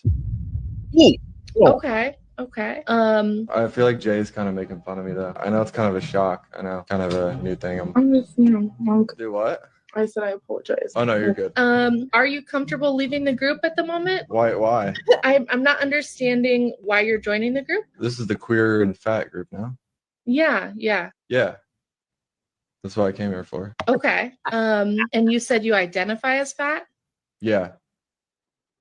Okay. Straight. This is just for fat-bodied people. Yeah, I understand. I identify as a fat-bodied person. I'm not understanding where you're coming from. Are you guys comfortable with me here? I mean, I'm pretty chill on my end. I'm not comfortable. Remember, this is the queer fat group, so they're already Can we take like a vote? they're already the self-identification people. They're already the people who are like, you are what you say you are, except when we don't like it. Except when we don't like it. Shout out to this chick that we've seen a number of times. We saw her debate Destiny on the Whatever podcast, and we also saw her somewhere else. She works with an anti-abortion group, and she brought the receipts. Hi, we're gonna call the abortion facility. This is a queer fat club. I'm queer and fat. Okay. And I'm gonna tell them. That was weird. Take two. We're going to call the abortion facility, and I'm going to tell them I'm pregnant with a 32-week fetus, as you say. Hi, I just... Gomtech, it's engine oil. It's engine oil. Next thing you're going to tell me you're eating horse paste. turned 32 weeks pregnant. Am I able to come in for an abortion ASAP? I wouldn't be able to see you for the week of the 23rd, so that would put you there 34 weeks. Can I still have an abortion at 34 weeks? Yes, ma'am. I just have to do an intake. Do you have about 5 minutes? Sure, I have 5 minutes. Yeah, I just found out that she could have Down syndrome. I can still have the abortion, right? Even though she has Down syndrome? Yeah, so we just have to do an intake because the doctor... It doesn't matter. That's late-term abortion, ma'am. That's abortion in the 8th month of pregnancy. That's discriminatory based on someone's genetic code. She just confirmed she would commit an abortion on me with my child who's viable and can live outside the womb. I can still have the abortion, right? Even though she has Down syndrome? Yes. Can I still have an abortion at 34 weeks? Yes. That's late-term abortion, ma'am. That's a... Boom. With the receipts. With the receipts. Thank you for joining. We're just okay. All right. Another one from our boy, the Remember a time millennial. I'm sorry. Right here. This is the one I wanted to show before. So we were talking when we were first talking with that guy about the tariffs. And he brought up Nike and how they're not going to sell shoes at 700 times the price. This is the one I should have played. Well, I mean, the other one works too, but this one's more relevant. I'm sorry, but nothing about this is upsetting to me. I seem to remember a time 5, maybe 10 years ago when liberals were against slave labor, where they were against all these corporations using people and paying them next to nothing to make their products over in Asia. Like that seemed to have been something that all of us agreed on. But now you liberals have become the party defending that. Like Brian Allen says, Nike just lost nearly $10 billion in market cap in under an hour because Trump slapped a 46% tariff on Vietnam, where Nike has over 450,000 workers in 130 factories. Why do you think Nike has 450,000 workers over there? Because it's just obviously because it's a beautiful, beautiful country. Why do you think they have 130 factories in Vietnam? Do you think it's because they're just like, oh my God, the Vietnamese are such harder workers? Or do you think it's because they are able to pay them $1.60 a day? The stock cratered nearly 7%, and investors hit the panic button. That's not America first. Yes, it is. It 100% is America first. Because American companies shouldn't be able to have 130 factories and 450,000 workers over in Vietnam where they pay them less than $2 a fucking day and then come here and sell those shoes for $150 a pop. Now look, I'm not even going to get on my high horse and act like that I spend a lot of time worrying and losing sleep over the slave labor in other countries that it's bad. Obviously, I don't think it's a good thing. But is it something that I think about on a day-to-day basis? Not really. But if you dig into it for a second, this is the same exact argument. We had slavery. They were like, oh no, we can't get rid of slavery. The prices are going to go up. Then we had the other one before this? I am completely blanking. Oh, the immigrants. The immigrants. And we had our Kelly Osbourne. Well, who's going to clean your toilet, Donald Trump?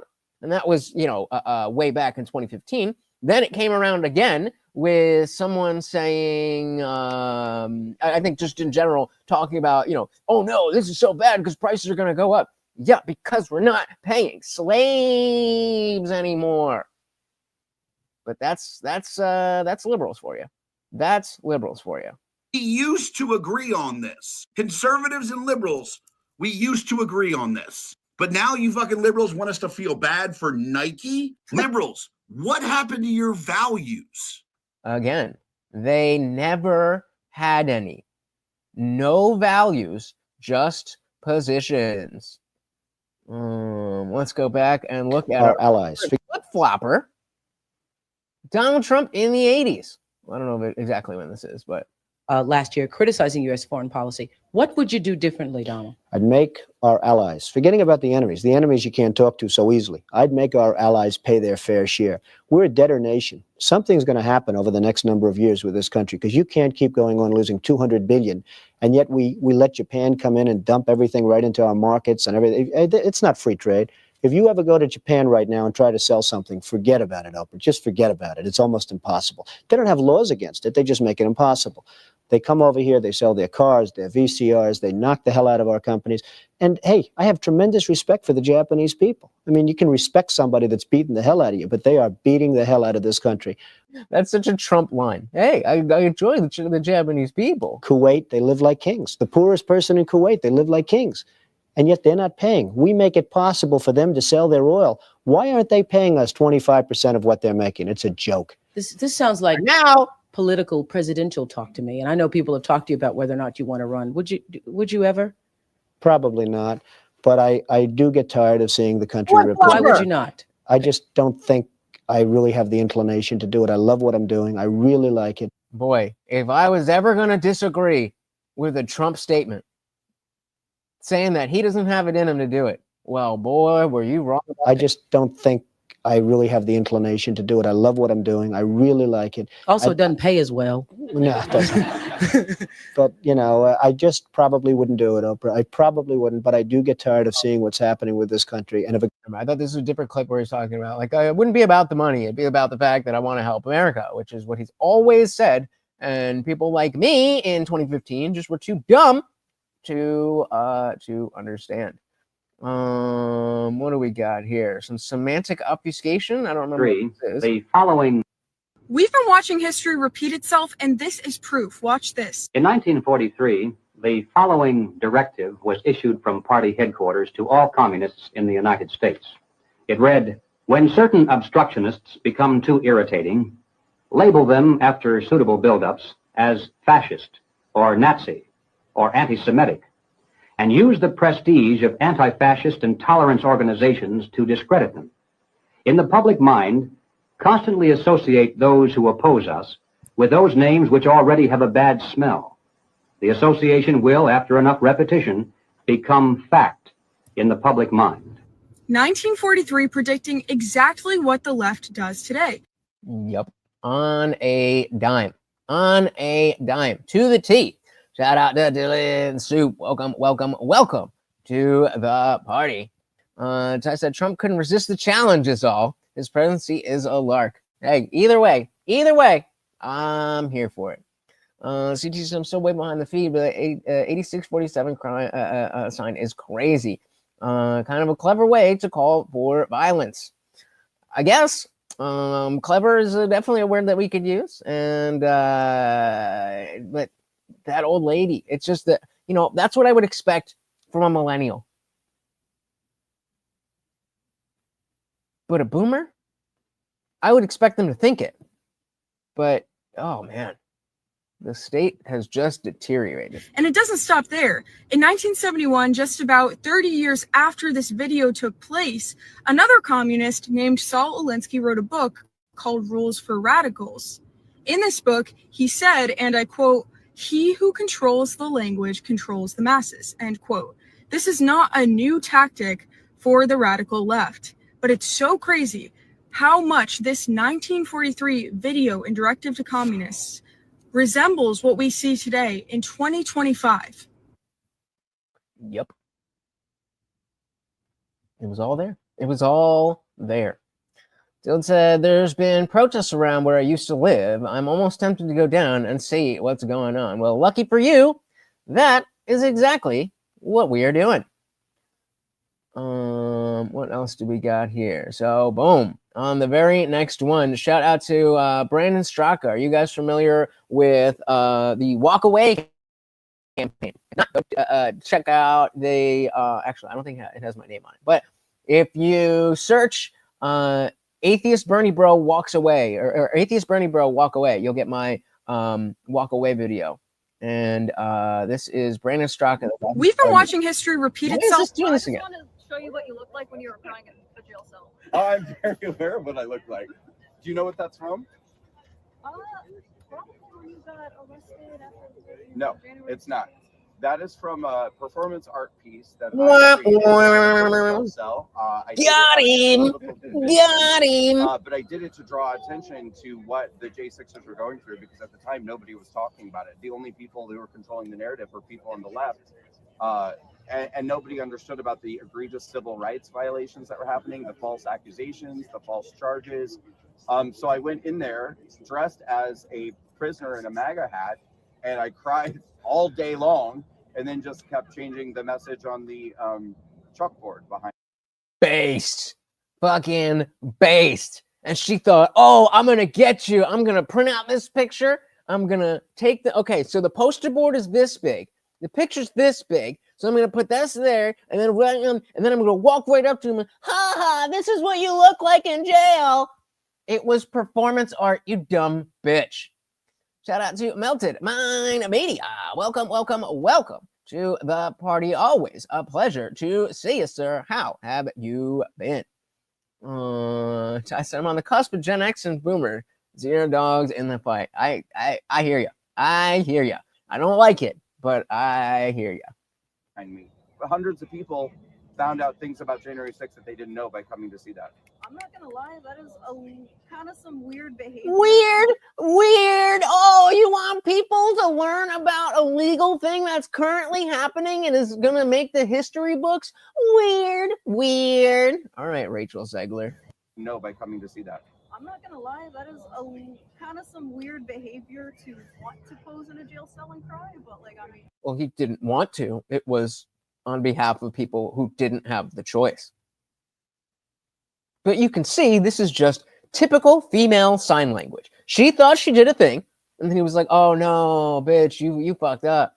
Yeah, well, you're just weird, because it's not weird to print out a picture of somebody you don't know from a situation that you don't understand and paste it on a poster board and walk out with your fucking Jenko jeans like it's 1996. Bitch, get the fuck out of here. Word up. Send me some of that shit. I want to see what's good. I actually have just decided to leave the Timcast membership. He's just, I have no shame, no shade. Just, it's time. But yeah. Dylan said, TDS is a hell of a mental disease. I remember a few years ago when some little old lady driving an Escalade almost cut me off with a dump Trump sticker on her driver's door. Probably covering a hit. I bet. It has. We've been good. Woody's, he's had some health stuff, but we are trucking through it. And of course, guys, don't forget that every single donation comes with a treat for Morty. Guantex said, does anyone else think that all the lefties trying to get MAGAs to admit they regret voting Trump is very strange and childish? It's like they've realized that their outright attacks don't work anymore, so they're just reaching for anything right now. Is it desperation, looking for validation of some kind, validation or some kind of weak reverse psychology? It is definitely not some type of reverse psychology. It is the cognitive dissonance of, on the one hand, understanding and believing that Trump is the worst thing ever, and then seeing the things that Trump is doing, and having to figure out a way that those things work. That there could be people that are like, yeah, we do want this. That's why we voted for it. They are coming from a predetermined axiom that Trump is bad and what Trump is doing is bad. And so because they can't see the world from any perspective except their own, then it's a matter of, this is obviously bad. So you regret doing the bad thing, right? They are not smart enough to figure out, no, we voted for this. The worst agnostic phrase is not gonna lie. Stupid as it is, though, you will lie your head off anyway. Any film said, so weird. It's not like pretending to be cuffed and taken away from a protest, pretending to go down to the border and crying next to the chain link fence, pretending it's children in cages. AOC Big Booty Latina. Oh my goodness. Oh my goodness. CT said it's subtle elitism. They think they are superior for not voting for Trump. Yep. And it's not only they think they're superior for not voting for Trump, they think that it's an agreed upon fact that they are superior for not voting for Trump. So when they come to you, a Trump voter, and they're like, look at all that's going on. Don't you hate this? Don't you regret bringing all this on? They can't understand that, no, we want this. This is what we want. Kind of some weird behavior to want to pose in a jail cell and cry, but like, I mean, you do. Well, you can call it whatever you want, but here we are years later, and you're still. It's probably one of the most successful performance artists of all time. You're still talking about it. I wouldn't say successful performance of all time. Maybe It's 3 years later, and you're still talking about my performance No, artist. yeah, no. Name any You're other talking performance about- artist. Name one other performance artist in the entire country. No, You're still no, talking you about what said I of did all 3 years time. ago. I wouldn't say the most successful of all It, time. I mean, every artist. See, she's not even smart enough to understand that what he's saying is, regardless of what you think of the actual thing, the fact that you have the picture right now is success of the art. She's not even smart enough to figure out that that's what's being said. Wants to move people and provoke people and make them think. 3 years later, you're holding a picture of my performance art piece from 3 years ago. It's still making you think. It's still evoking an emotion from you. That makes me one of the most successful performance artists in the I'm not country. out here out of anger. I'm here because I thought the picture was funny. That's fine. It moved you to come out of your house and like, that's incredible. Still coping. I did an incredible job. I was just Thank in you. the area. I didn't Thank you for validating what I did. I appreciate that. Got him. Where we at here? One of my media said, still can't say another performance artist. Yep. There you go. Even I remember, yeah, the even he remembers the banana duct tape to the wall. They had the even you could call some of the protests where like even women, you know, going out and painting shit on their tits. That's performance art. It's certainly not as effective as what we just saw, but you know, exactly. Successful enough where you, the person who's trying to make fun of this, are talking about it and want to confront Brandon with the successful image as a gotcha. That is the success of the art. Too dumb. Oh, this is a nice blue-haired liberal employee ran up to me and shouted, wait. just as I was dismantling a corrupt government agency in Washington. A blue-haired liberal employee ran up to me and shouted, Mr. Musk, you're going to have to get comfortable with calling me the right pronouns or you'll have trouble. Wow, these liberals. To her surprise, I calmly smiled. All right, dear miss, what are your pronouns then? She said, they, them. I quickly responded, okay, you're both fired. Boom! Got him. All right, we got a few more. Just as I was dismantling a corrupt... What else we got? Oh, shout out to Lady Maga. Are any of you familiar with Lady Maga? I've been trying to get him onto the channel. I need to hit him up again. but it is a legit drag queen, but for MAGA. And, you know, obviously drag is nothing that I care about, but it is a great demonstration of the diversity, the real diversity, not different people's skin colors, but the actual diversity of thought that exists within MAGA. I give you, ladies and gentlemen, Lady MAGA. Would you say you're pro-Palestine or pro-Israel? Pro-Palestine. As a gay man, I would be punished and or put in prison or killed if I were openly gay in Palestine. How do you react to that? I didn't know that. So it is. Of course you had no idea. You're out here dressed up and protesting, and you don't even know the basics. What else is new? It's illegal to be gay in Palestine. You are punished by prison or death. Israel? No, Israel has gay pride. Israel is completely open to lesbian and gay people. Palestine puts them in prison or kills them. You weren't aware of that? I was not aware of that. No. Then what are you doing here? What are you doing here? What is it that you are telling people that you don't like if you don't understand what it is? Yeah, I love that. I love that.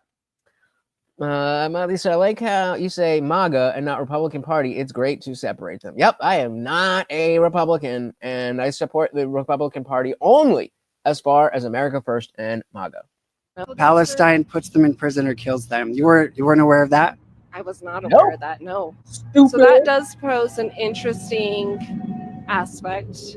Have you seen the Queers for Palestine movement? It's a very common movement, but I don't see any Muslims for queer movements. Yes. That's never even thought about that. That's where it gets gray, right? Like, does it though? Like, that's where I feel well, like for me it's not gray. I am fearful of Islam. If there was something, well, I mean, yeah, if Islamists take over, then again, all of us are part of the secular world, whether you're a Christian or not, according to that. But as an outspoken atheist, then yeah, there's no gray area. Islam is not my friend. Now, Muslims are individual people, sure, but Islam is not my friend. That's where I feel well, like for me, it's not gray. I am fearful of Islam because there is no Islamic country on earth that embraces me as a gay man. So, okay, so maybe I'm confused because Israel... Maybe you're confused? Honey, sweetie, baby, you are very confused.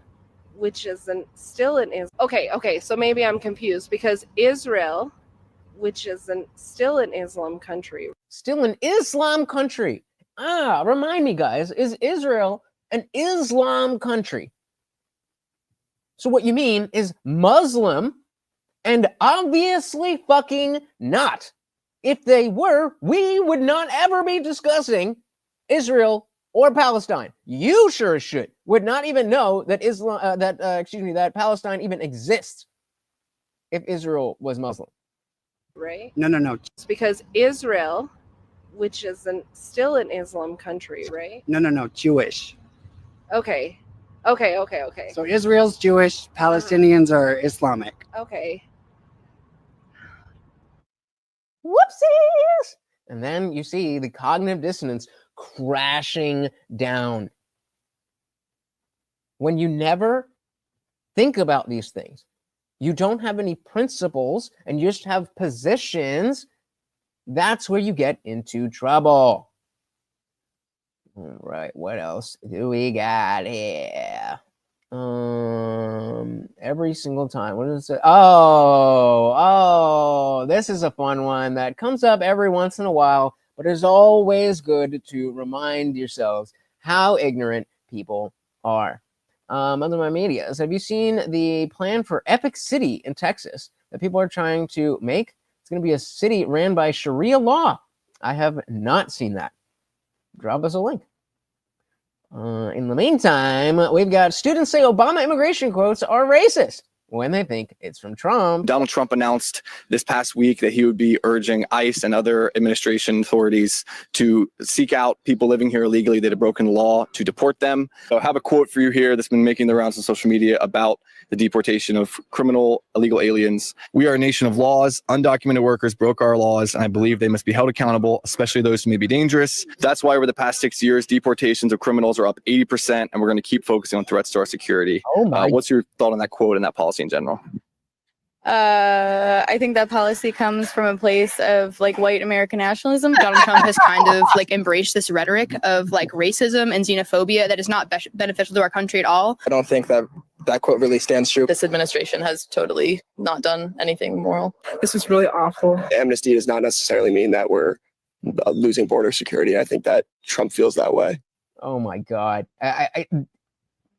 Again, you can't make this shit up. I didn't see the end of this video. I hope it's one of the ones where he actually tells them and sees their reactions. I would love this. I think that's a bad decision because like the United States should be open to like immigrants.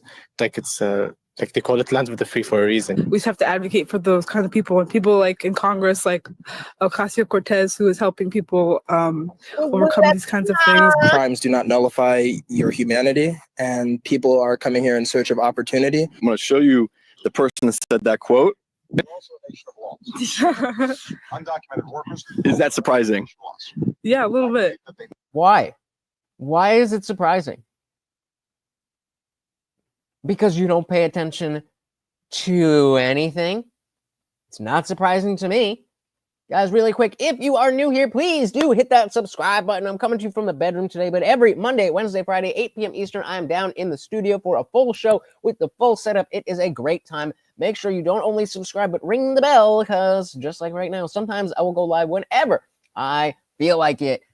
Never miss another party. Why is that surprising? Because I thought it was the Trump administration that said something like that. Yeah, it's quite surprising. I thought it was from Trump. I didn't expect it to be Obama either. Why did you not expect it to be Obama? Because I guess, I don't know, like. Because I have TDS, and if somebody says a bad thing in politics, it must be Trump. It just never occurred to me that it could be Obama. It never occurred to me that some of these things that we say Trump is evil for are things that people have been talking about forever. Surprising that it's a quote from President Obama. Yeah, that was surprising for sure. Yeah. Do you think it's still a practice of white nationalism, though, to deport criminal illegal aliens? I think the way Trump's doing it is.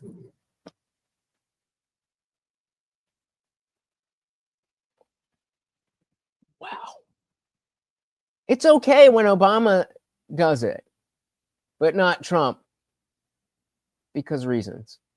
Okay. But President Obama, to this point in Trump's presidency, Obama actually deported more people, though. So it's in practice, it was more from Obama, though. What's your question? I'd say my question is, why are you a fucking hypocrite? What's your question? I'd say my understanding of Obama versus Trump is that Obama was more liberal as far as amnesty and border security. I expected that quote to come from Trump. Yeah. He is more liberal. Yet the concept of having a border and respecting that border is an idea that's been publicly around, that has been supported by both parties forever. I mean, it just shows the hypocrisy in politics. So one person can say something 5 years ago, and next thing you know, it doesn't apply to them anymore, and that they can now be the morality police for whoever is in charge now. Does that change your opinion? Guys, we are coming up on the 2-hour mark. We just passed the 2-hour mark. If you would like to keep the party raging, you know how to do it. The practice to know that President Obama did the same thing. Actually, to this point in his presidency, deported more people than President Trump had at this point. No, again, I just think that there's a moral way to do it. And I don't know a ton about Obama's deportation policies, but I imagine that they were a lot more humane than the ones currently going on. What? You're just saying things. It must be that Trump is worse because Trump is worse. Oh, this is from the actual guy we saw in the Donald video. Trump announced this past week. So This is the actual guy we saw in the video who was doing the hamster that experiment. he would be urging ICE and other administration. Because of Trump, I just lost my job. Yeah. In fact, my entire department just lost their jobs. I was one of the head research analysts in charge of discovering how much wood could a woodchuck chuck if a woodchuck could chuck wood. It's not the same guy I'm doing. But according to our government, that answer doesn't matter anymore. I mean, all those years, all that research, it's just gone. And you know the craziest part is now the world may never know the answer to how much wood could a woodchuck chuck. If a woodchuck could chuck wood. But you can map that on directly to the other guy. You can map that on directly to the other guy. Shout out to AKA 182. Welcome, welcome, welcome. Yep, the children in cages was under Obama. Sad music, right? All right, what do you got for us? Mounty, are you gonna make me read shit? Come on. Come on, where is it?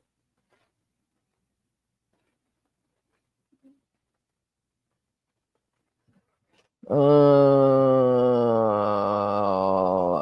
right. We've got Epic City is the master plan Islamic community centered in 40 minutes from Dallas.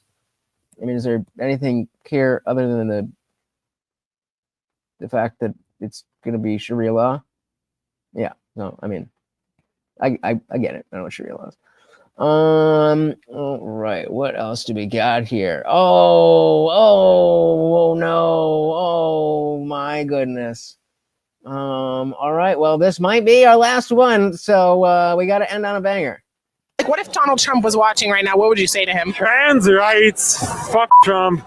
Fuck Elon. Are you a part of the trans community or are you an ally? Pronouns are? They, she. Beautiful. When did you know that you were a they, she? I first knew that How does that even work? They, she. Would it is that different than she, they? Or is he just choosing to be different?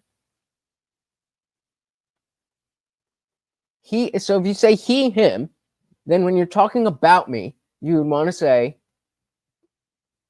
Lutch did this, he did this, or it belongs to Lutch, it belongs to him. So if it's they, she, that doesn't make any fucking sense. Yeah, because if we're replacing the him with her, that grammatically makes sense. But if you're replacing the him, you can't replace the him with the she.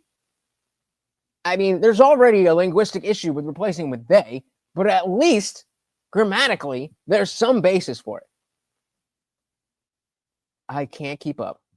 I was some flavor of not cis almost 6 years ago now, June 2nd of 2019. Do you remember the day? Down to the minute, actually. 1:49 p.m. That's when I received the text from a friend of mine. Oh, it was all caused by a friend of mine texting me that coming out as bisexual. Your friend. Whoa, whoa, whoa, whoa, whoa, whoa, whoa, whoa, whoa, whoa, whoa, whoa, whoa, whoa, whoa.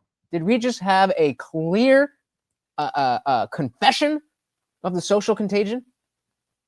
Not only does he remember the day, but down to the minute. And why is that? Remember the day? Down to the minute, actually. 1:49 p.m. That's when I received the text from a friend of mine. Oh, it was all caused by a text from a friend of mine. A friend of mine texting me that coming out as bisexual. So your friend comes out bisexual, and that means that your gender is different. Your friend helped you discover that, or was it a feeling? A friend of mine did that, and it chatted my years of repressing the feelings, and yeah. On my vest, I have embroidered "Be True" because that. But you're not being true. You're just being whatever you want, which, hey, I'm an American. I'm okay with that. You do you. But you're not being true. because then it would be he, him. The feelings, and yeah, on my vest I have embroidered "Be True" because that's what it is about. You know, that's what being trans is about to me. You love the truth, right? Yeah. The reality. Yeah, the truth, the reality. Yeah, don't say the other thing these people are dismantling is basically grammar and causing English and language teachers everywhere a mass aneurysm. Yep. See, we all need a friend like that. I would say if you have any friends like that, you need to go away from those friends and find better friends. Gluntek said, as the socialist moving to Germany said during the financial video you reacted to, semantics. It's just semantics. It's just semantics, bro. Word up. All right, we'll check that out before we dip. Gabriel said, to be honest, a realistic idea. We should have a debate series on your channel of a variety of topics. I'm down. You bring me the topics and we can debate. Oh, no, don't leave. That's not what I want to do.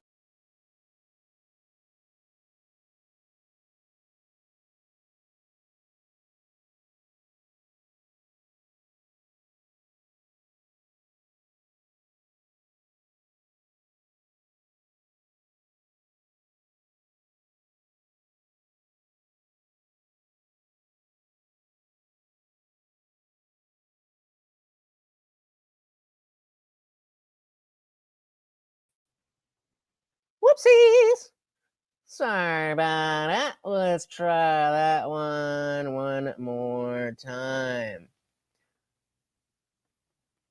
All right. Are we back? Are we back? Are we back? Okay. Okay. All right. All right. We are here. We are good. We are good. Let me make sure we're not missing anything over here. Open this up in case that bullshit happens again. And right. Okay. And we're back. That's what being trans is about to me. You love the truth, right? Yeah. The reality. And I'm living my reality. We don't live in a single reality anymore. Very much agree. We do not live in the same reality. It's just my truth. I'm living in my reality. My truth is that I'm a they, she. She, they, she, they. What year did we start living in multiple realities? 2020, to be obvious. I mean, I could agree with that. And apparently, so does she. We definitely broke reality in 2020. Yes. What year did we start living in multiple realities? 2020, to be obvious, but like I would agree with what happened with January 6th and whatever, you know, and the anti-vaxxers. Is that why you wear the mask is because of COVID? Yeah, look, it's still out there. It's still harming people. Yeah, I don't want to get it. You got like triple vax though, right? I was running on my original 2 boosters at the time. You probably get another one just to be safe. I got one back last December. Healthcare has been touch and go for me because of how it's nasty. Because of needles have been hard for me is also the reason why I wasn't able to start HRT till semi-recently. Do you think that we should have demanded the vaccine for everybody? Yeah, absolutely. You also believe in my body, my choice, right? Yeah, absolutely. Yeah. Awesome. We should have forced everybody to put this in their body because my body, my choice. And all I said was cooked. All right, what do we got from Melted Mind Media here about Epic City? Leaders are mobilizing opposition to a potential Muslim-centric neighborhood, with Governor Abbott promising that it'll never come to be. Attorney General Ken Paxton launched an investigation against the East Plano Islamic Center, also known as Epic. They want to develop land in Josephine, about 25 miles east of Plano. And Kevin Reese has a look at what both sides are saying. 400 acres of beautiful scenery. Welcome to the future of living. Welcome to Epic City. In promotional videos, Epic City is a collection of single and multifamily homes and commercial developments surrounding a mosque and school. Epic City is more than just... Inside the Age said, COVID trans globalism is a crazy new religion. It does give a dilly-dilly to that. I mean, the insanity. The insanity. No, sir. That was not a sketch at all. That was dead ass serious. That was a real person that can't see straight. Surrounding a mosque and school. Epic City is more than just a neighborhood. It's a way of life. But last month, online, Governor Abbott raised the rumor of Sharia law playing a part. State Rep Jeff Leach wrote a letter asking the Attorney General to investigate. And Epic responded to the governor online saying, "Our vision is to build a diverse, safe, and inclusive community." Well, except for gays, Jews, atheists, women. I mean, the women can go there. They just can't, have rights. And will follow all local, state, and federal laws. And the resident scholar at Epic acknowledged the noise. You're probably aware that on social media, there's a lot of negative campaigns against our particular masjid, Epic, because of our project, Epic City, right? And a lot of the far right are riling up hatred. Now this week, Abbott and Paxton announced a dozen state agencies are investigating the proposed development, alleging serious legal issues. The Texas Funeral Commission sent a cease and desist letter alleging illegal funeral services at the East Plano Islamic Center. And the governor on X writing, "This is the tip of the iceberg. The proposed community will never see the light of day." Yeah. Representatives for Epic City could not be reached for comment on Thursday, but it does bring up an interesting question. If we are going to be overrun by Islamists, would it be let's make that into a poll. I forgot we already had another poll. What was the poll that we had? Does the 8647 have grandchildren? Most of you said yes. Okay. So if we're going to be overran by Islamists, would it not be better to have them all in one spot? So let's so if Islamists come in droves, better to keep them all in one spot. Islamists. All right, you guys tell me. Is it better that they're all in one spot, or do we actually want to have them, in the rest of society and socially enforce their assimilation, which will go how it goes? Like I said, they're trying to make multiple smart cities in Arizona. This is a Sharia law. I don't know if it's a 15-minute city, but it's a Sharia law spot where in Texas they want to have their own jurisdiction where they have Sharia law. And I say no, fuck that. Let's see what else I brought here. What else did I get here? Okay, I like that one. That's another one of those. Okay, so all right, let's just finish these up then, because there's a few. That's pretty much what I got for you. Understand after today. This one, is a. Yep. Here, I'll give here's the link for that video. So yeah, then the poll question being, if there's going to be a lot of Islamists here, do we want to put them all in the same spot? My media said the reason behind my no is because they tried to do that in Sweden, and now they have grenade attacks on a weekly basis. Dylan said, I'm not interested in smart cities. Next thing you know, they'll either try to expand the cities or lock its citizens inside of it. Very possible. CT said, kind of sounds crazy to ban the organization. Freedom of religion is in the First Amendment. Just cancel the Sharia law part. Well, I kind of feel like that's the whole thing. If they're not going to get the Sharia law, I don't really think that they want the community. I think that's kind of foundational. Gontek said, if you spread them out, then average Americans will outvote them when it comes to Sharia law, or have them assimilate. If it's concentrated, they can get what they want and expand from there. The film said, all in one spot with a giant fence around them? Other than that, no. An isolated community will mean radicalization. And yeah, I'm with you guys. I think that it is a sign of we've been beat. They have replaced us, and now we need to figure out a way to tamp down on that. And I think the better way is to make sure that it doesn't get that far. But again, if they're just out among us, you never know who's who, and that not only is scary in its own right, but then it creates legitimate anti-Muslim sentiment where it doesn't belong. Like, yeah, we don't want you blowing people up. But as CT just said, we have freedom of religion in the First Amendment. So you are not allowed to be in trouble because you're not the right religion. But you know, speaking of which, this video here from this girl frustrates me in the sense that it definitely has a lot to do with the resurgence in religion. And you guys know, I don't think that's a good thing. I don't think it's a permanent thing, but that's a whole other discussion. But it is, from my perspective, it's distance from truth. Whether that is true or not, this type of stuff that I'm about to show you really does give credence to the need of religion or just, you know, something like that in society. And Democrats are doing it to themselves. I get it now. I understand why everyone is being called to leave the Democratic Party right now.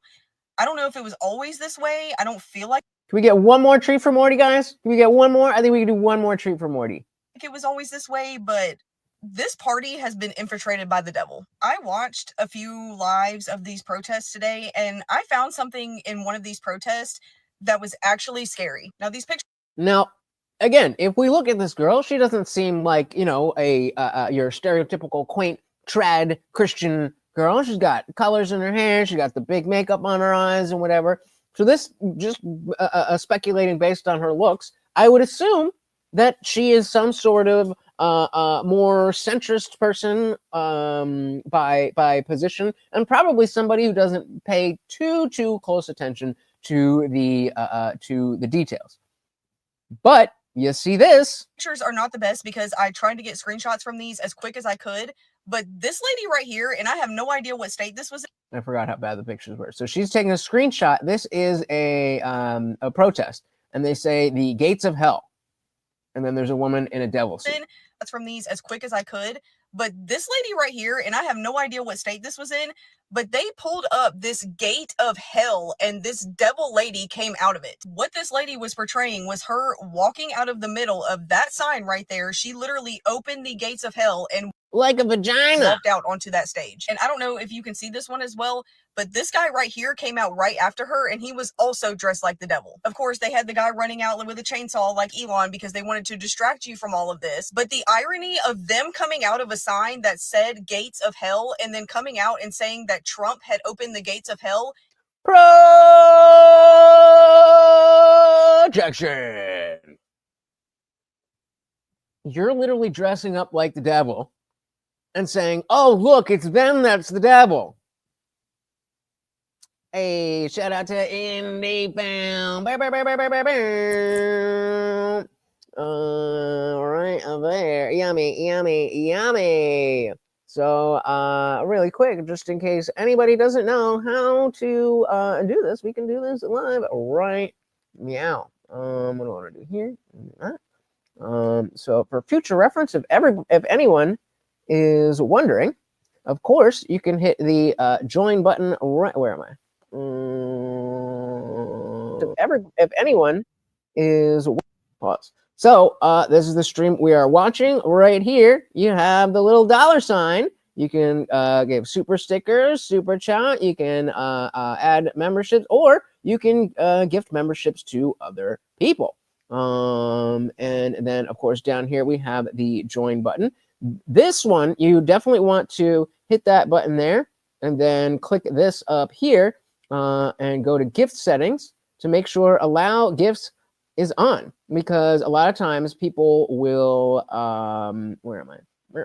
A lot of times people will donate memberships. If you don't have that allow gifts thing on, then you cannot get one of the gifted memberships. So make sure you get all of that straight. What did I miss here? What did I miss here?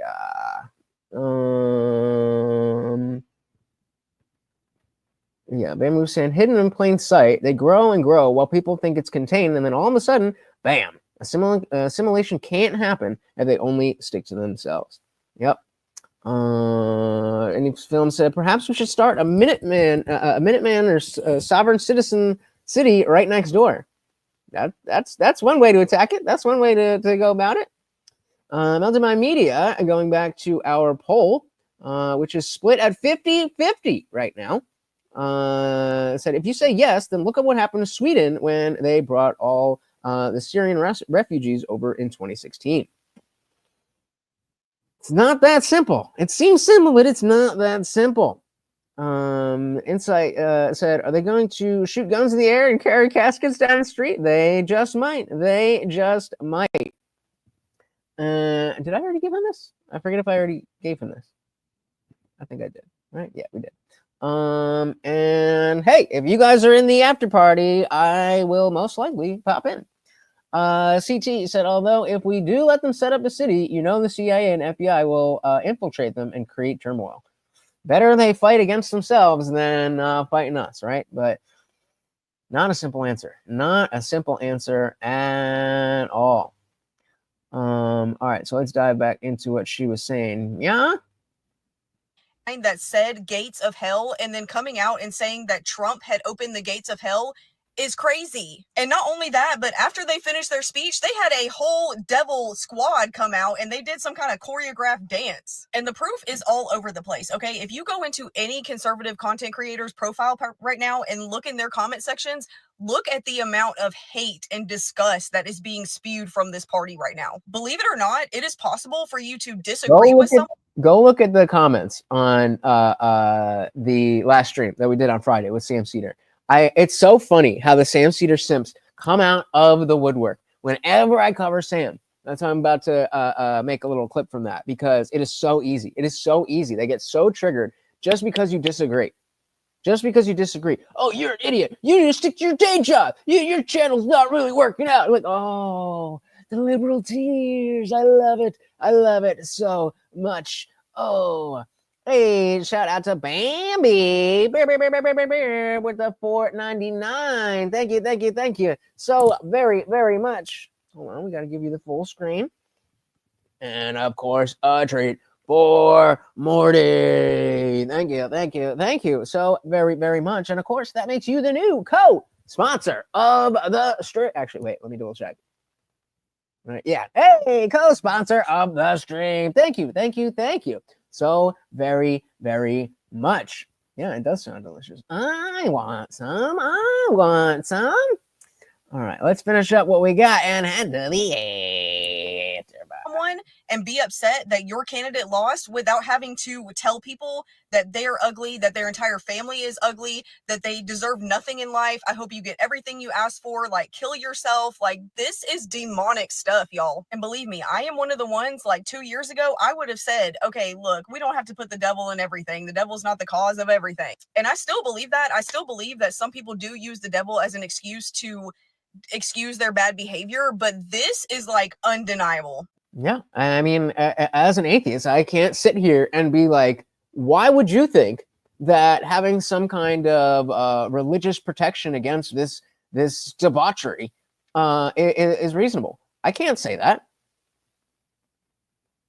Now, if we're going to get into it, then, you know, we could definitely, you know, have those discussions. But so that's Android versus Apple. For whatever reason, I think you have Android, right? So I think Android does the 99 and Apple does the $5. I don't know. That's just what they do. The only way to make salmon, well, hey, you could definitely freeze dry that shit, send it through. I will eat it up. But yeah, I mean, what is my defense when somebody's saying, like, look, there's this demonic shit. We need to fight it with religion. I got to take the L there. This is putting the devil right in your face and wanting you to celebrate him. And you know how I know? Because they came out of the middle of those gates of hell and then tried to tell you that Trump is the one that opened the gates of hell. So if you were feeling called to walk away, you literally opened something that you designated as the gates of hell. In this party right now, do it. Okay, walk away. Protect your peace and protect your soul. They have had people in the streets all day long screaming out 8647. If you are screaming out for the death of someone else and then claiming that you're not working for the devil, I can't help you. And I know that the right had their things to say about Joe Biden when he was president, but in my opinion, there is a very big difference between saying, let's go, Brandon, and saying 8647. Yeah, that's a great point. That's a great point. And I think I want to steal that from her. And because a lot of discussion about rhetoric, propaganda, the type of language, maybe not as bad as fight, fight, fight, or bloodbath, but it's I forget what I was saying. It's a good juxtaposition. It's a good juxtaposition. If you missed it, 86 is a term in the restaurant industry that means that we no longer have something. So to kill it in terms of the menu. 47 refers to Donald Trump's 47th, being the 47th elected. I mean, I always hate how because technically he is the 45th, but it's the 47th presidency. But anyway, it means killed him. I still am not going to call myself a Republican. Like, I am not interested in joining that party, but I will tell you right now, I will never, ever, ever call myself a Democrat. I told you she wasn't some, MAGA. She was, not really about it. And they are doing this to themselves. I do not claim that energy. And honestly, I want to be as far away from that as possible. Shit, me too. And yeah, I wonder why there's been a religious resurgence. All right, we got a couple more. Oh, this fucking bitch. Oh my God. Guys, I'm just letting you know. This is a trigger warning. You might get really angry at this bitch. Because I got really angry at this bitch. We good? You have been warned. My husband and I live off the government. We don't work. And this morning, it's Sunday. This morning, I asked him where he wanted to go eat lunch because we always go out to eat on Sundays. And he sat me down and he said, I think it's best that we stop eating out on Sundays, considering Donald Trump got elected and pretty soon we're going to be without a paycheck because he's not going to give us any more money. Get a fucking job. How about that? Get a job. Because you know, if it was some sort of, I can't work because I have this disease or I have this disability or because that would have been the first fucking thing she said. But she didn't. And pretty soon we're going to be without a paycheck because he's not going to give us any more money. Good. It wasn't until he said that it hit me how much this election affects our family directly. Why? That's all we've been talking about. Waste, fraud, and abuse. Waste, fraud, and abuse. Waste, fraud, and abuse. You are the waste. You are the fraud. You are the abuse. Why would you? This goes back to my same question about people who were close to people who were in jeopardy of being deported. If that's your life, regardless of what you think about America and the future and all of that stuff, I don't understand why you would vote for somebody who's saying, hey, we're going to send you out of this country. Like, yeah. And wait, me? What did you think we were doing here? And so by the sounds of what she's saying, again, I'm just speculating. It sounds like she voted for Trump, knowing all of that, living off the government, and didn't understand that was the waste, fraud, and abuse that we were talking about. Shout out to Boggs. Welcome to the party. We're just going over some wild shit on Twitter. There is a bunch of people freaking out over at Elon Trump protests, and it's just typical liberal tears. But this chick, actually, I'm gonna run this back just for you. And we said, so she makes content apparently, assumingly then also lives off the government. They need to review her finances because that could be fraud if not reported. Like I said, she is the waste, fraud, and abuse. Matthew, so before you have a stroke, I'm fairly certain this woman's page is a satire. It's hard to tell nowadays what you said. Even if it is, because of the fact that there are so many people like this, I'm going to treat it as if it's real, because maybe this particular person is expressing this in jest, but there is a whole swath of people that feel exactly like this. My husband and I live off the government. We don't work. And this morning, it's Sunday. This morning, I asked him where he wanted to go eat lunch, because we always go out to eat on Sundays. And he sat me down and he said, I think it's best that we stop eating out on Sundays, considering Donald Trump got elected and pretty soon we're going to be without a paycheck because he's not going to give us any more money. It wasn't until he said that it hit me how much this election affects our family directly, because now we're both probably going to have to go get a job. And so we're going to miss time with our kids. We're going to miss time together. It's just devastating, because before, our country was so great. People could just live off of the government. You didn't really have to work unless you wanted to. But now with Trump, he's going to force everybody to go to work. Okay, maybe this is satire, but still. And I don't think people realize how devastating it is to trade your time for money when you could have just had money handed to you from the very beginning. It's awful. And now I'm like, we're not even going to have Sunday lunches out. Okay, that does seem like satire. But again, the fact that we don't fucking know is the point. We got a couple more here, right? Two more, and then we're headed to the end. Oh, and the people who don't know we really are living in like a dystopian world, because there's so many people who know, and they're trying to tell the people who don't know, and the people who don't know are convinced that they do know, but the people who know don't feel entitled or like, you really need to believe this. It's more like, you should probably look into this right about now. So you got people who can see through the illusion who Put a 1 in the chat if you did not follow that. Put a 1 in the chat if you did not follow that. Because my quote retweet was, if you know, you know. If everybody followed that, we'll continue. But I want to make sure that I feel like you guys feel like you on the same page that I'm on. No one's in the chat. All right, let's move on.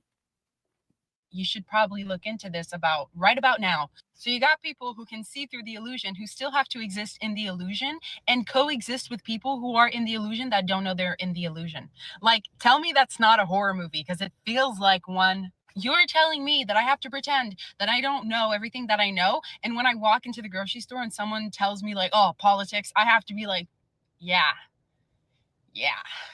Oh man, guys. All right, so let's try this again. I didn't speed this up. This is at normal speed. We've got captions for you. It's a lot of the same words, but it makes a lot of sense. Pay attention. We really are living in like a dystopian world, because there's so many people who know, and they're trying to tell the people who don't know, and the people who don't know are convinced that they do know. There's so many people who know, and the people who don't know are trying to convince the people that know that they don't know. And the people who don't know are convinced that they do know. People who know, and they're trying to tell the people who don't know, and the people who don't know are convinced that they do know, but the people who know don't feel entitled or like, you really need to believe this. It's more like, you should probably look into this So those of us who were talking about the COVID jab, for example, we weren't yelling and screaming, it's more like, maybe you want to check this out. When we're right. We've been right the whole time. But they're the ones who are wrong and strong. right about now. So you got people who can see through the illusion, who That's us. still have to exist in the illusion. That's also us. And coexist with people who are in the illusion that don't know. That's them. They're in the illusion. Like, tell me that's not a horror movie, because it feels like one. You're telling me that Does it not? Is that not a horror movie that we are living through right now? Come on. I have to pretend that I don't know everything that I know. And when I walk into the grocery store and someone tells me like, oh, politics, I have to be like, yeah. Oh my God, are you kidding me? Is this really my life? Bullshit. I call bullshit. Let me save you wasting your time doing research, trying to find things to literally alleviate your suffering from your own existence, and go read my ebook, How to Not Lose Your Shit After Unplugging from the Matrix, because you're going to fucking need it. This is close to being... We ain't doing no fucking... not. It just means that we're All right. Well, you get the point there. But, you know, that little beginning part, I love it. I love it. Amy said she's correct. Basically, the based say that we live in a dystopia and try to reason with the libs that don't know by suggesting research, but they think they know better. Feel her pain daily. Indeed. Dilly to that. All right, is this the last one? The last one. Just saying things. I don't remember what this is. Democracy, right? What are we protesting today? Donald Trump.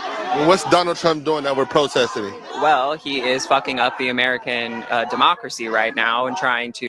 How is he fucking up the democracy by getting democratically elected to office and then taking that office? To kind of repeal a bunch of shit in the Constitution, like, you know, rights and such as liberties. So, is there anything in specific that he's? I don't have. No, I don't want to talk to you anymore. I don't want to talk to you. All the information, but of course you don't have all the information. Anything in specific that he's? I don't have all the information, but I do know. What are you against? Personally, I'm against tyrants. I'm against tyranny. That's what I'm against. What is that? Well, except for Kamala Harris would have technically been a tyrant because she wouldn't have been elected. Somebody who's coming in and trying to take over the country and get rid of the rules and regulations that have existed for centuries to keep us. You mean like the whole Obama-Biden situation? Citizens safe. And who do you think is doing that? Keeping the citizens safe. Who was it that said surge the border? I didn't even know what what is it? The fucking whatever the fuck it was. I never heard of that. I live in my fucking small suburb. And now everybody knows. Thanks, Biden. Come on, man. He's so fucked up the democracy. Matthew said, I can't imagine protesting over something I don't know everything about. Well, that is what separates you from people like this. This guy is just, well, I'm angry, and it doesn't really matter if I understand. I just want to get rid of my that have anger. Existed for centuries to keep us citizens safe. And who do you think is doing that? Currently, Donald Trump and Elon Musk and all of his cabinet members. Why Elon Musk, though? The Department of Government Efficiency, he was put in charge of a department that doesn't even exist before this, and he's not. But it does exist because the democratically elected president created it. You see, they don't actually have a problem with democracy. They have a problem with their bureaucracy not being in charge. Even an American. Who's not an American? Elon Musk. Okay. Is he not a citizen? I was pretty damn sure Elon was a citizen. Before this, and he's not even an American. Sounds kind of xenophobic. What does not being a citizen have to do with being able to understand numbers? Xenophobic. He's not an American. Elon Musk. Okay. He's from South Africa. I don't know if you knew that. How do you feel about Donald Trump? I don't know if you knew that. I think that he deserves to die. He should what? Die. Hey, yo! Where do these people get the it's certainly not balls. You certainly don't have the balls. You just have the audacity. Where do you get the audacity? Folks, people's brains often run on slogans alone. They have no depth. Some people are super deep with no outlet to express it. Well, I wouldn't call this person deep. I would say this running on slogans.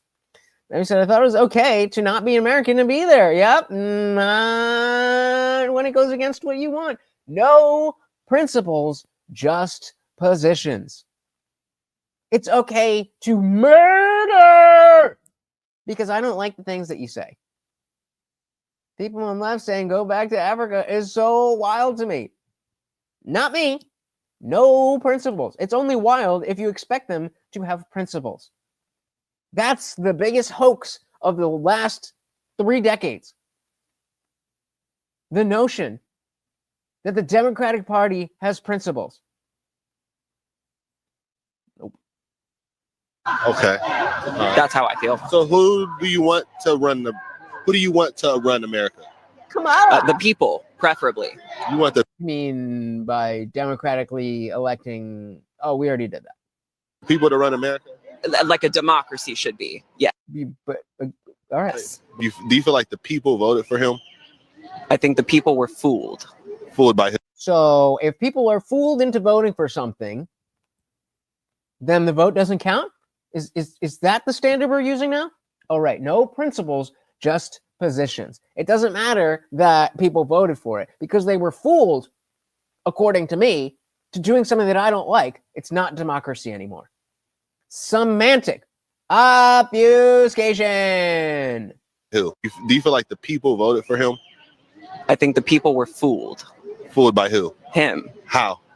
I don't, It's a false consciousness. It's a what? It's a false consciousness. And of course, here comes the hive mind. Here comes the hive mind. You're making grandiose claims about the American people were fooled by Donald Trump. Fooled how? Help? Phone a friend, please. Fucking pathetic. Wow. I don't, It's a false consciousness. It's a what? It's a false consciousness. What do you mean by that? Okay, so the. Can I see your sign? Can you see it? No, I'm sitting right here. To the camera. No, to the camera, brother. I'm talking to you. But I'm interviewing. I got.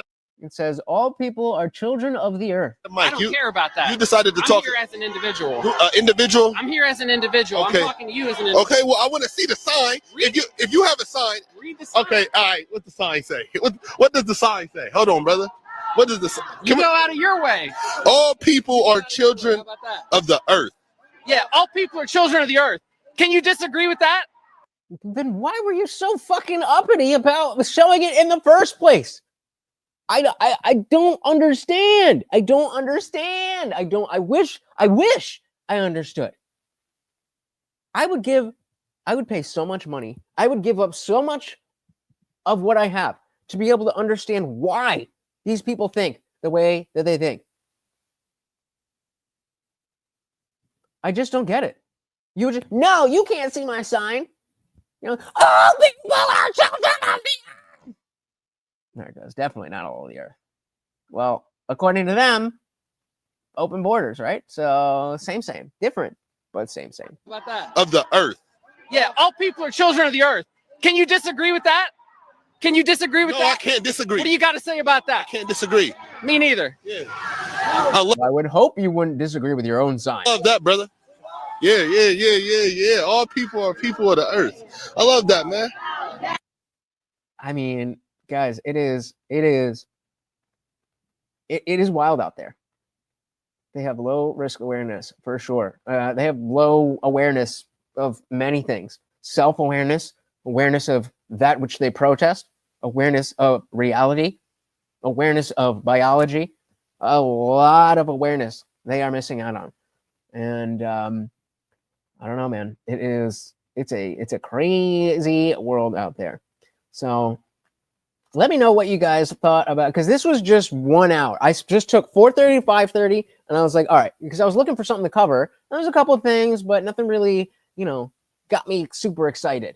And so I was like, all right, fuck it. Let's go on Twitter, and I'll just go and I'll scroll for 1 hour, and I'll get what I can get and see what we got. And that's what I did. So what did you guys think of this type of stream? Should I do it more often?